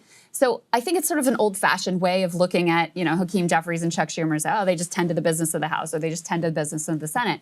The Democratic base, and the numbers bear this out, are very frustrated with Jeffries and specifically with Chuck Schumer. They feel he is failing at the job of standing up to Trump, and I think I agree, and I think you probably agree that they have a pretty strong case that they could make there. So does their frustration matter at all in that calculus as well at a time when they feel like they're losing their country? Yes, their frustration definitely counts. It counts in leadership races. It will certainly count going into 2028 when it'll be a referendum within the Democratic Party on the direction that we want to take going forward. I would say that at this point in time, and again, Senator Schumer, I think, is now better reflecting the views of more of the Democrats across the country. That said, and it became public, so I can talk about it. As you know, the first rule of Fight Club is you don't talk about Fight Club, but until somebody talks about it. So. So there is a group of us who've expressed frustration, not only about the direction the caucus taken, but also with respect to how the Democratic Senatorial Campaign Committee has gotten involved in some of the Democratic primaries. That's really what sort of triggered a lot of the frustration among this group. I was quite clear how frustrated I was that you didn't have the leadership supporting Mamdani in New York for mayor. What did he say about that? How did he justify not supporting the Democratic nominee for mayor? I can't remember what he has said publicly, but all I know is the result. Yeah. And here you have a mayor who ran on the platform of affordability that everybody says we should be focused on, and we should be focused on lowering the cost of living for Americans, so people living paycheck to paycheck can actually get by, and we want to increase the size of their paychecks too. And so that was an example where if you want to have a big tent Democratic Party, and I do, then you can't say you're not going to endorse the guy who is the Democratic nominee for mayor. one of the grievances that this, according to the reporting that the Fight Club brought to Senator Schumer, was recruiting Janet Mills when Graham Plattner was already in the race, and then clearly backing Haley Stevens, even though they claim they're not. Well, there's a competitive primary there. Has the Fight Club thought about or talked about endorsing, like as a group, against the Democratic establishment's candidate? Like, where are you? Well, let's start with Maine. Like, have you spoken with Graham Plattner? Are you supporting him? And should the Fight Club, like, if they're going to fight, like, they're going to fight? So, okay, let's start with Maine. I've talked to both Janet Mills and Graham Plattner a couple times. My view is that the Democratic primary voters should be the ones who, decide on that election. And, we got upset because that is an example where the DSCC did weigh in very strongly on behalf of one of the candidates in the primary. And it was our view, and it remains my view, that, that's a question for Democratic primary voters. And the same was true about Michigan, right, with respect to Haley Stevens, that they were weighing in on behalf of her to the exclusion of the other candidates. So our basic message was, we need to, you, the DSCC, need to stay out of these races. Now, we did make an exception in the case of Minnesota. We together have endorsed Peggy Flanagan, who's the lieutenant gubernatorial candidate there. And that's because we also sensed that the DSCC was weighing in on behalf of, in this case, Angie Craig. Right. So then, okay, so if you're weighing in Minnesota, what will it take to get you into Maine? I don't know. Or Michigan? I think our main reaction in Maine was that the DSCC went in. So look, I'm continuing to look at these races, and I don't know. I do think that we're stronger when we can take sort of collective action, and we were able to get a consensus on that when it came to the Minnesota Senate race. Senator, I'm curious why you changed your mind on Medicare for All. I was very happy to see. But I'm just wondering if your views have evolved on where we should be economically and what it's going to require to, give working people a shot in this country. Yeah. So the short answer is my view has not changed on that fundamental question. I mean, I've been very much supportive of getting eventually to Medicare for all. But I had taken the view earlier that, I was one of the people who was for the public option when it came to the Affordable Care Act, and then we didn't get the public option, even though the House had been supportive of it back in the day. At some point, with Republicans continuing to try to just attack the Affordable Care Act from every angle, and just looking at the healthcare system overall and the amount of money that we spend on overhead and administration and bureaucracy and insurance companies, I just reached the conclusion that we should move now, right? And so I supported the bill. I had supported the idea of getting to Medicare for all. Yeah. Always, but what I said was, this bill is the way to do it over a 4-year period. This is Bernie Sanders' bill. And I've also long supported adding to Medicare coverage, dental, vision, and hearing. And I think we should move forward on that now. But, I would say that looking at our healthcare system, we spend, as you know, about 18% of our gross national product on healthcare. And we are definitely not getting our money's worth in terms of the public health. And so my view is that we should move now. And I think that bill lays out the right roadmap, and not try to go through a public option for the Affordable Care Act and an even more incremental approach. I think we should just pass the bill and do it. We talked about Senate leader, but you've also been talked about as potential presidential candidate. I mean, first, would you see any pushback from being born in Pakistan? Is there any argument that, hey, well, that you can't do that? Or do you get the John McCain exception there? In the Senate, they say all senators wake up in the morning, look in the mirror, and see a future president. Do you see that, or where are you on that question? So my big focus right now, beyond the midterms, is really coming up with what I think the Democrats should stand for. It kind of goes to your point. When you asked about Medicare, you also said, how about, working people around the country. And I've long believed that's the fundamental crisis that we're facing in America, which is the inequality of wealth and power in the country. So this is why I'm going to continue to, I've been proposing major tax proposals, and we'll be reintroducing another one soon, which essentially, addresses the problem we've got, which is we have a tax system that's rigged to favor people who make money off of money, as opposed to people who make money off of hard work. I also support incentivizing employee ownership of companies. And then I think we should make sure that on the cost side, for example, that these AI companies, the richest on the planet, aren't essentially free riding off of ratepayers when it comes to the additional electricity that needs to be generated and the costs of all of that.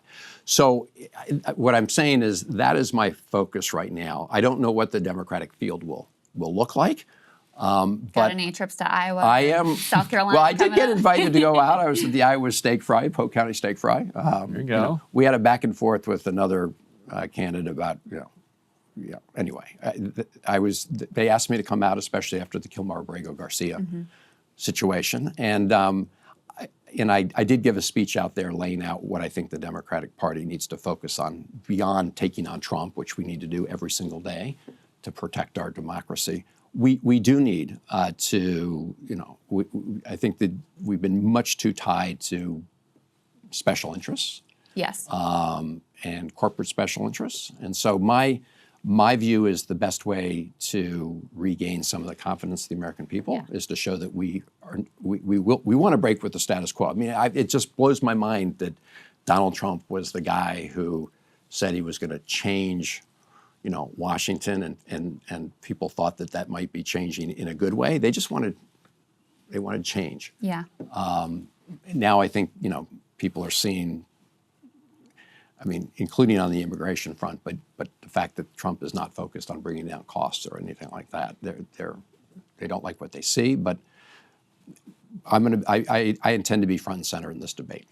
How do you rein in these tech oligarchs? And you mentioned the concern about electricity rates. That's one thing. There are also deep concerns about AI and taking jobs. There are existential concerns about AI and destroying human civilization. How are you thinking about that constellation of issues, and specifically on the question of how you rein in, these would-be trillionaires who want to basically operate in a, completely unregulated environment and be able to do whatever they want, whenever they want? So I agree with your analysis. I think we're in a really difficult place because you have the richest people on the planet and they're getting richer, and with that comes a lot of power, and they're using their power. I mean, we see this with Elon Musk. Obviously, Trump made him the head of Doge. We also see this with the concentration of media power in traditional media, which is why I do encourage everybody to watch independent media and channels. Agree. Appreciate that. But like and subscribe. But I don't have. I will tell you, I don't have an easy answer to your question. I've been a longtime supporter of, significant campaign finance reform. We obviously want to roll back Citizens United, but you know how hard that is because the Supreme Court decision. I am the original author of the Disclose Act that we got past the House of Representatives when I was back in the House. It failed by one vote in the Senate on a filibuster. So I believe in campaign finance reform, and we need to fight like that. And whoever's, a Democratic candidate for president or even, Congress should be fighting for those things. But I'm open to people's ideas on how you rein in the AI companies. We never were successful at getting a sort of a oversight when it came to the social media universe. And there are obviously all sorts of important questions around First Amendment and all those sort of things. But in terms of the concentration of power in AI, again, I have a tax approach to that. Yeah. But in terms of reining them in, that is something that I believe we need to do.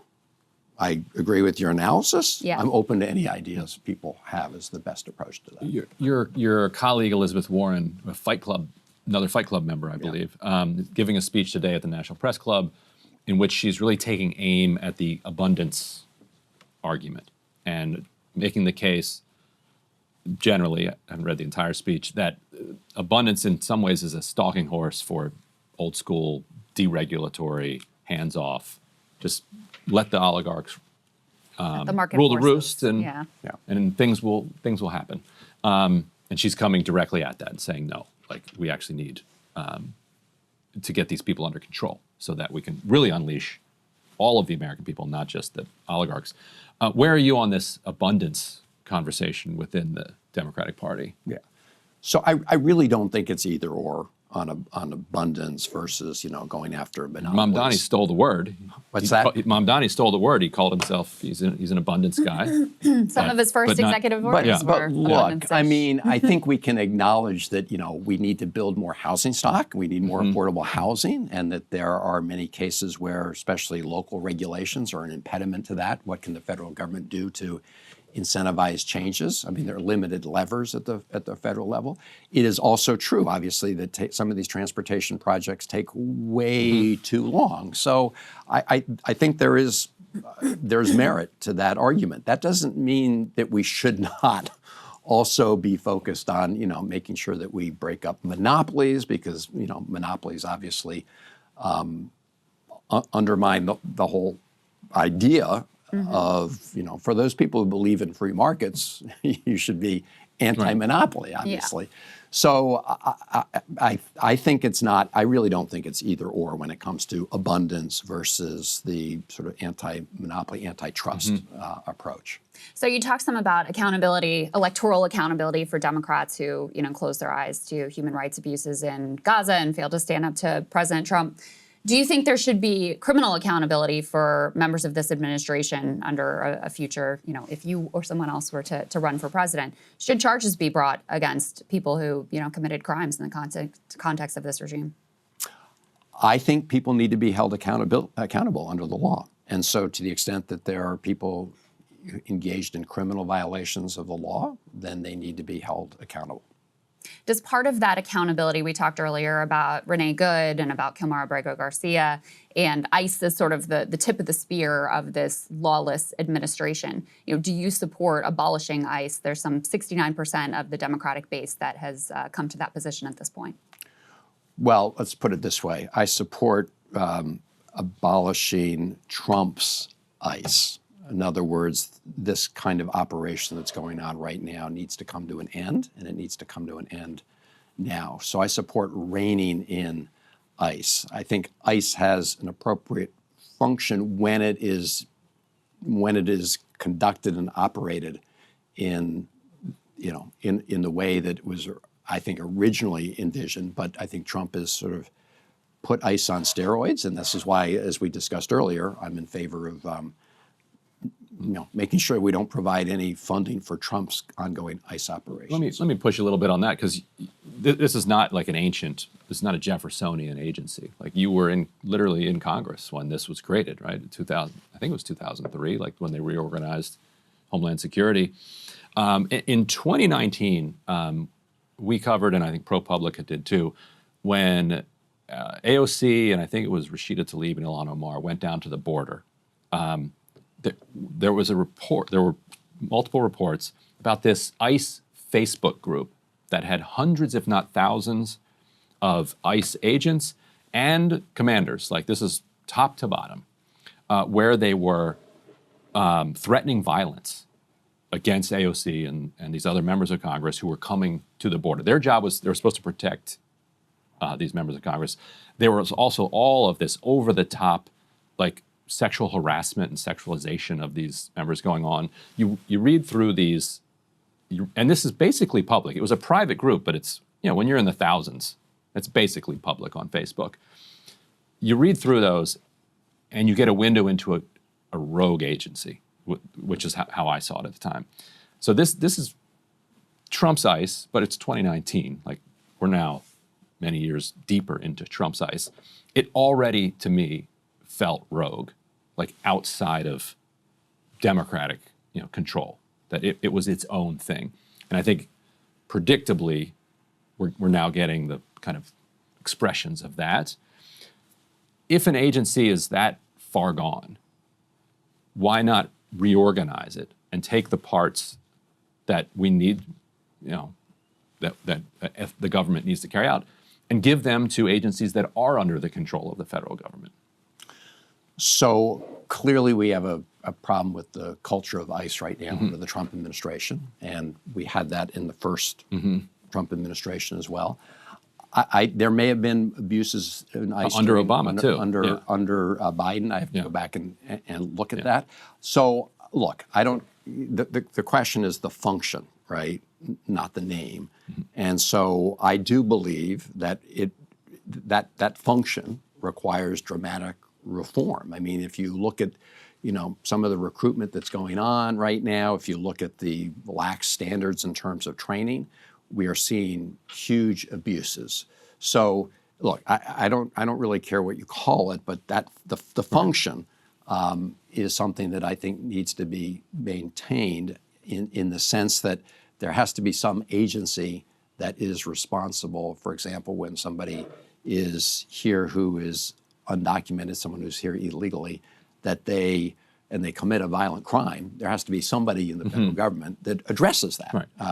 And that's currently ICE. So again, there was before ICE. But again, the function. I think when people say they want to get rid of ICE, it's sometimes people may interpret it as getting rid of that function. Again, my view is we shouldn't be funding Trump's ICE operations. How scared do you think we are? When you look at the lawlessness, when you look at the mask-off foreign policy, when you look, I've watched ICE agents pepper spray a baby, assault random people, illegally arrest American citizens, and now shoot Renee Good 3 times in the face. Like, how do we put any of this back together, given how far we've gone? Is it too late? Or do you think that we can sort of come back from this moment of rising fascism and lawlessness in this country and abroad? So I do believe we can come back. I think there's been a huge amount of damage. I think it's going to require a lot of repair, both in terms of, here at home as well as, our foreign policy. But I do believe ultimately that the American people don't like what they're seeing with respect to what Trump's doing, including his ICE operations. And I think that you will see changes in the midterm elections. Now, given the fact that you have a rogue president who doesn't care about the Constitution, that will remain a big challenge until 2028. But look, lots of damage done. Do I think it's irreversible? No, but I think that depends on all of us. I really do think the answer to your question depends on what the American people are doing. And what's been so, heartwarming about this even terrible moment is to listen to the whistle brigades, right, out in Minneapolis. The neighbors coming out to defend their neighbors. 7 million Americans going out on No King's Day. In Maryland, I went all over the state. It was heartwarming to see thousands of Marylanders coming out to resist the tyranny of the Trump administration. So I do think that we have good, strong antibodies to protect our democracy. They are being threatened as never before, but I do have faith at the end that if we all step up and step out, we will be successful. After all, what Trump wants most of all is for everybody to shut up and go away. That is what they want. That's why they threaten people. That's why they locked up, students for expressing their First Amendment views early in the administration. That was Secretary Rubio and others. We need to push back really hard every day. And last one for me. So should we end weapons sales to Israel? I think in this moment, I oppose transferring offensive weapons to Israel. I've not opposed sending some. What are defensive weapons? Iron Dome defense systems that are used only to intercept incoming missiles. But I think at this moment in time, we need to, at the very least, pause transfers of offensive weapons, which is why I've continued to vote on each of the votes we've had in the Senate to not allow the transfers of more offensive weapons, so long as Israel is violating international law and American law. Do you think that distinction really makes sense. I mean, if you're shipping weapons, you're shipping weapons. And I think there's a pretty clear argument that supplying Iron Dome, for example, is part of what allows Israel to operate with such impunity in the region. I've supported Iron Dome because there are other, this is not only Gaza. Israel obviously is in a tough neighborhood, and of course they are actually they frequently bomb their neighbors. They also is going to make it a tough neighborhood. There's no doubt. I mean, I think the Netanyahu government has been really, bad for Israel, and the United States, as we should be doing much more than we are, obviously, to rein in what the Netanyahu government is doing. But I do think there's an important distinction between providing defensive weapons and offensive weapons. All right, Senator Krystal and Hollen, thank you so much for spending so much time with us. We really appreciate it. Thank you. Good to be with both of you. All right, guys, that does it for us. I will be in with Sagar tomorrow, so we will see you then.